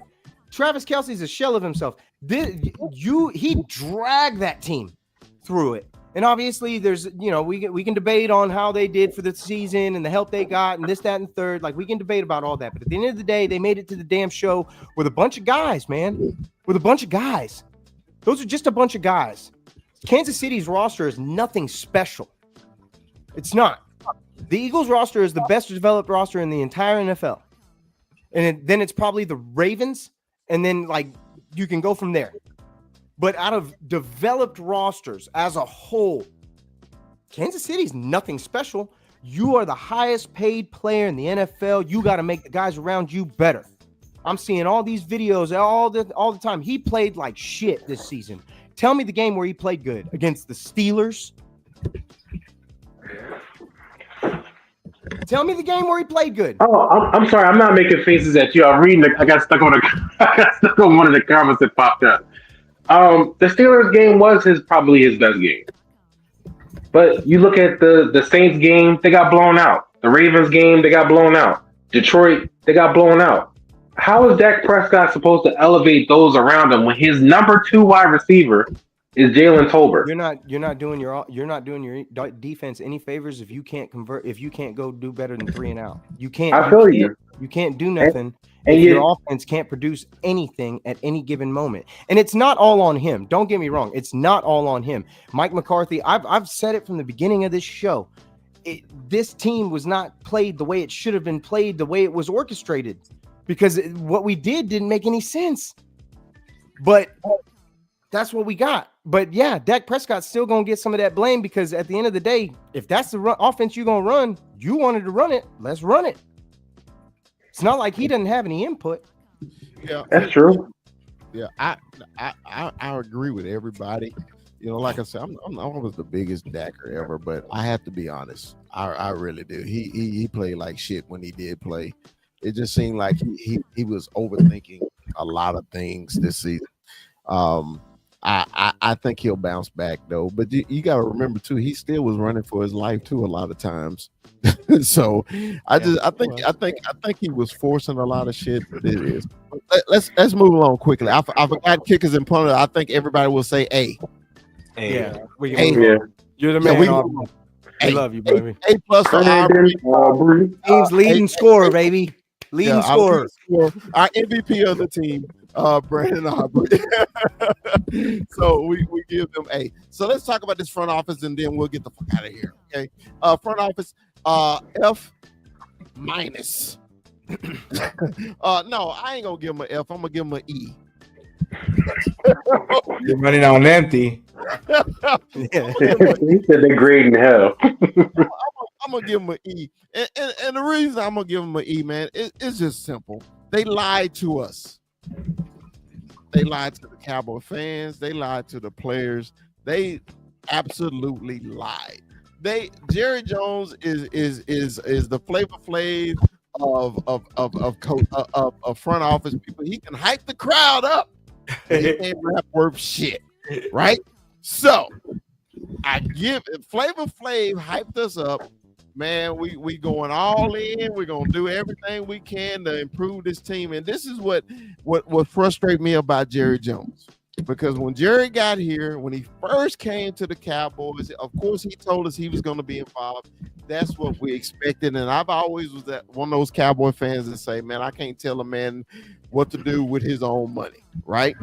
But then Jerry Jones would go out and get Charles Haley. He would go get the Deion Sanders. You know, he would go get the Joey Galloways. He would go get T.O. He would go get people to try to improve his team. But now all he did, remember this press conference when we hired the head coach, he had already pimped his hand and basically started talking about the fucking salary cap before we even done anything in the off season. That's all he talked about in the whole fucking press conference. So he's already setting us up, Cowboy fans. He's already setting us up that he's not going to do shit in free agency. So be prepared, okay? Be prepared. So I give him an E. Go ahead, Rue. You got it. This whole front office should be fired. They need to fire themselves. Go be an owner, man. Go be an owner. You know, like go to the Bahamas, go to Florida, go to fucking Cancun, go anywhere you want. Because you literally can do whatever you want. It's time. Just put it up, baby. Just retire and then come back and enjoy the riches of a Super Bowl because you put the right people in the right place. Just try it for once. Like, go enjoy your life. Go hang out. Go have fun. It's time to retire. Like, let's move on. And that's really what it is, man. I'm tired of this front office being in the coach's pocket. Because it's so blatantly obvious that, you know, with Zeke, like how that even happened, how he ended up in the spot he was, it was all because of the front office. Even when we saw Rico come in, perform well, and then all of a sudden it was like Zeke went and knocked on daddy's door, and then he's starting again. And we're just thinking to ourselves, like, what did I just get Chris Sims, Major Applewhite all over again? Like, help me understand. And at the end of the day, this front office keeps giving us the excuse of cap. I'm tired of it. Tired of this, tired of that, because y'all capping right now, as the kids say. Like, that's bullshit. The cap's not real. Just ask Philadelphia how they run things over there, and they can show you how to run a cap. I'm sorry. Ultimately, it's about the culture that they build, and the culture that they build is not about football. It's about money. And that's the biggest problem about this team and about this organization. This is not about football. It's about money. That's why when you have people leaving this organization, they talk about what a zoo it is, because they're just trying to work out, lift weights, and they got people staring at them, taking pictures through the window. And, you know, for a lot of people, you know, that's just not comfortable. Not all of these guys want to be celebrities. And, you know, that's what it is when you wear that star on your helmet. But at the end of the day, you got to have people that want to be here too. Like, we got a lot of perks for being here, right? Taxes. Dallas is a booming ass city. Like, there's some definite perks to being in this area and to wearing that star on your helmet. But it doesn't mean shit if I'm miserable throughout the entire time that I'm here. And that's what this front office creates, because it's not about football, it's about money. And I think that's our biggest problem, is the evil in this world, Craig. All right, 21. Front office grade, 21. I'm gonna go big O F, but I like the E. The E should be for embarrassed, because they gotta be embarrassed. You know, you got your NFC East rival winning the Super Bowl, and you saw the moves they did and how aggressive they were. Remember when you were aggressive, Jerry? You know, you went out there and got that person, and now you just great value. Let me bundle, you know, cheaper price type. You know, this Jerry ain't, you know, he ain't doing nothing, man. It's just time to sit back and, you know, enjoy the riches, man. I'm hoping this is, you know, we get to see this. I call it a younger coaching staff. You know, I hope we get to see them, and Jerry kind of stays out there. But you know, this front office, they sold us on a lot of stuff. They didn't come through. You know, we saw, you know, players go to, you know, good players go to teams and just stack up, right? And Jerry not even making phone calls. So yeah, this was a failure for this front office, and I just hope these coming years they see that, and we start getting into, you know, okay, maybe we do need to spend, maybe we do need to go out there and get a big name, right? You know, we'll see though, but F for me. I type of AZ front office great. I give them an M. M for malpractice.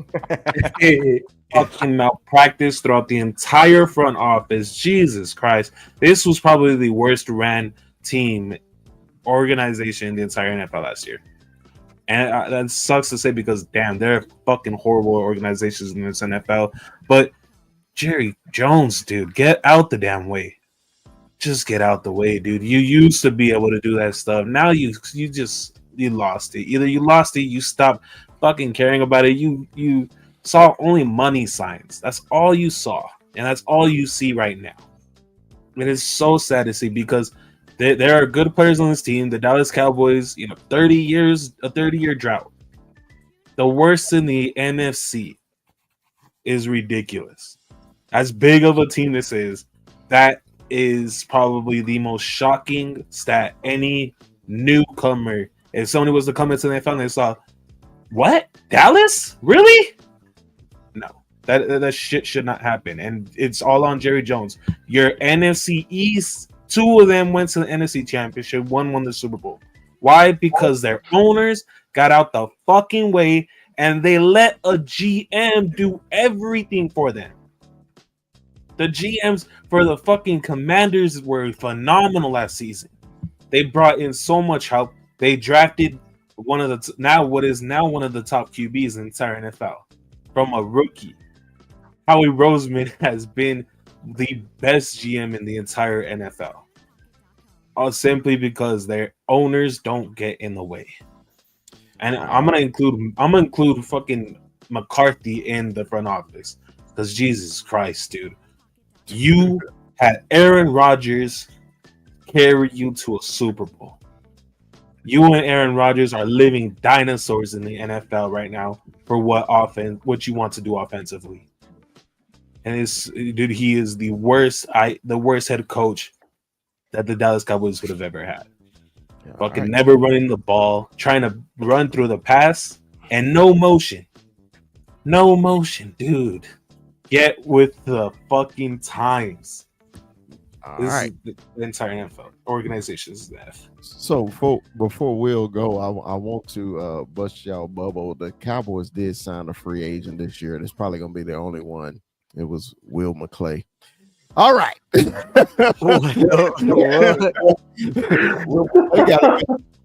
got a fresh new deal. That's probably the only free agent you're gonna get this year. All right, we'll end it with you, man. Give us our front office grade.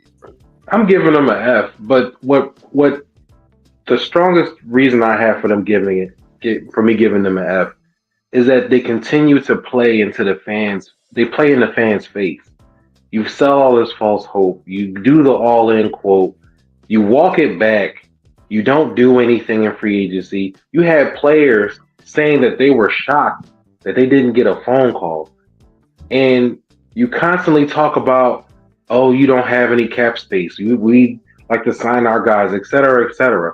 Like the information isn't out there for us to be able to read. Like he talks to us through the media like we can't read. Like we can't open up our phones and see that if you do X, Y, and Z, you can clear up X amount of money. So stop talking in the media, number one. Stop constantly trying to bid through negotiations through the media. Shut up and do your job.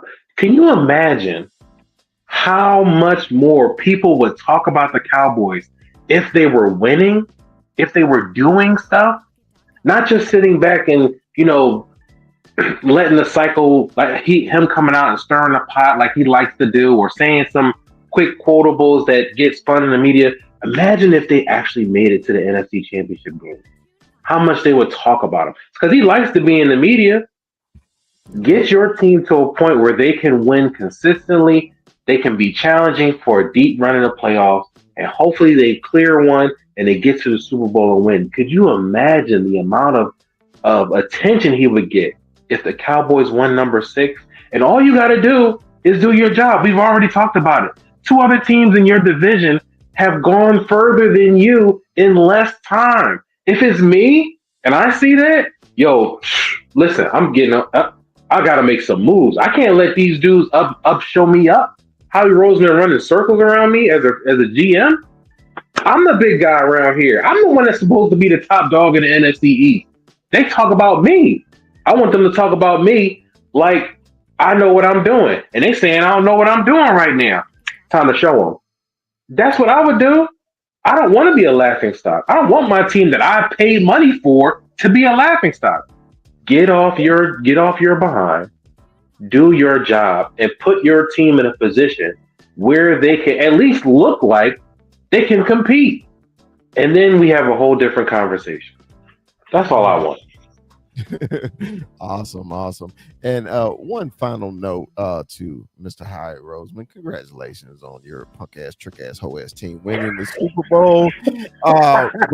But you will never, ever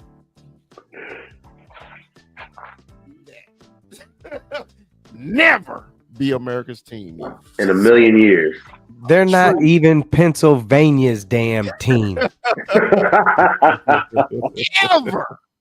When he said that shit, I was like, okay, you just doing it for the fans. You trolling us. That's cool. But you'll never be. Have y'all ever noticed that? Why does that bother people? And the Cowboys never named themselves America's team. We never did it. It wasn't us that did it. It was the guy. But now everybody want to be America's team.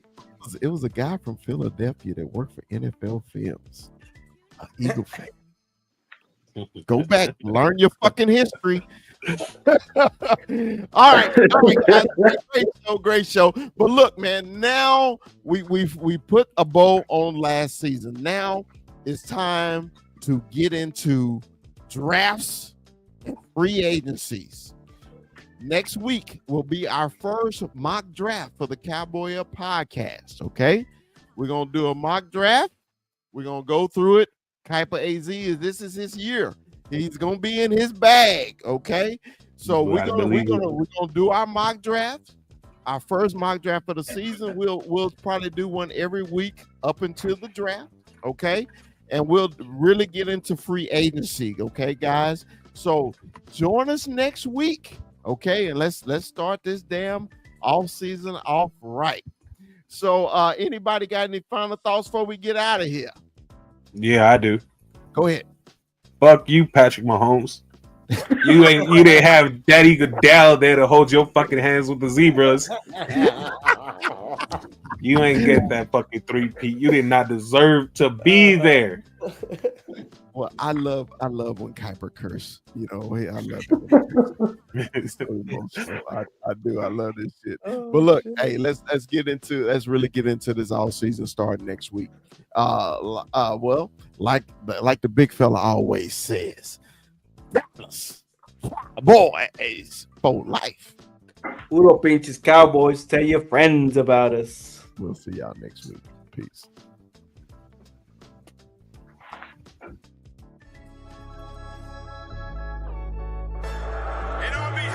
Yeah, let me give a big shout out to Second Louis Joe, bro, in the building. Always WWE. Ivan Sosa in the building. You see him? The loyalist. You got Cowboy Beat in the building.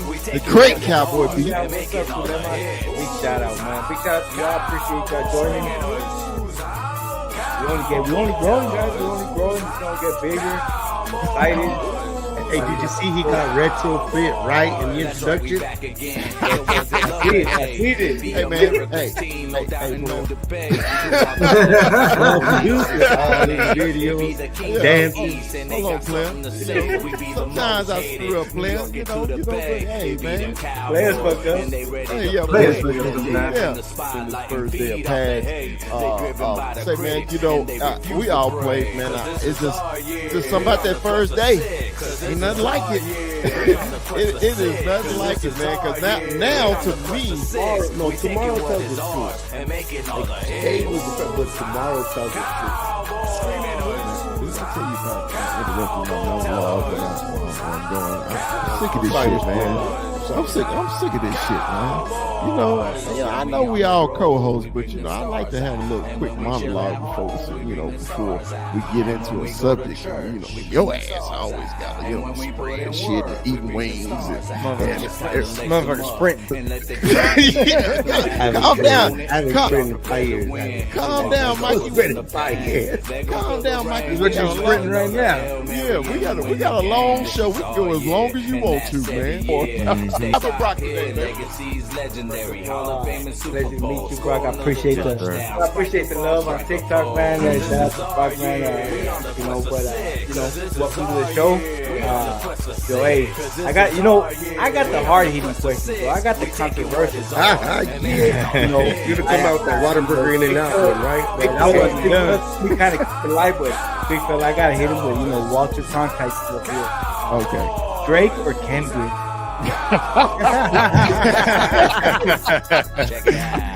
See, okay, I'm gonna be honest with you. I have never really grew up liking Kendrick like that, right? I've always been a big Drake fan, so I'm gonna say Drake, but not like us. Like I was telling Terrence the other day, because Terrence is a huge Kendrick fan. I was like, not like us has me feel like a certain way, because I'm like sitting there like vibing in that song, but it's like this is Drake, you know, and I'm a Drake fan over Kendrick any day. So that's not the only Kendrick song I like. Yeah. And remember, like, subscribe. You know, don't forget to like. Don't forget to like. You know, if you love us, tell your friends about us. Like.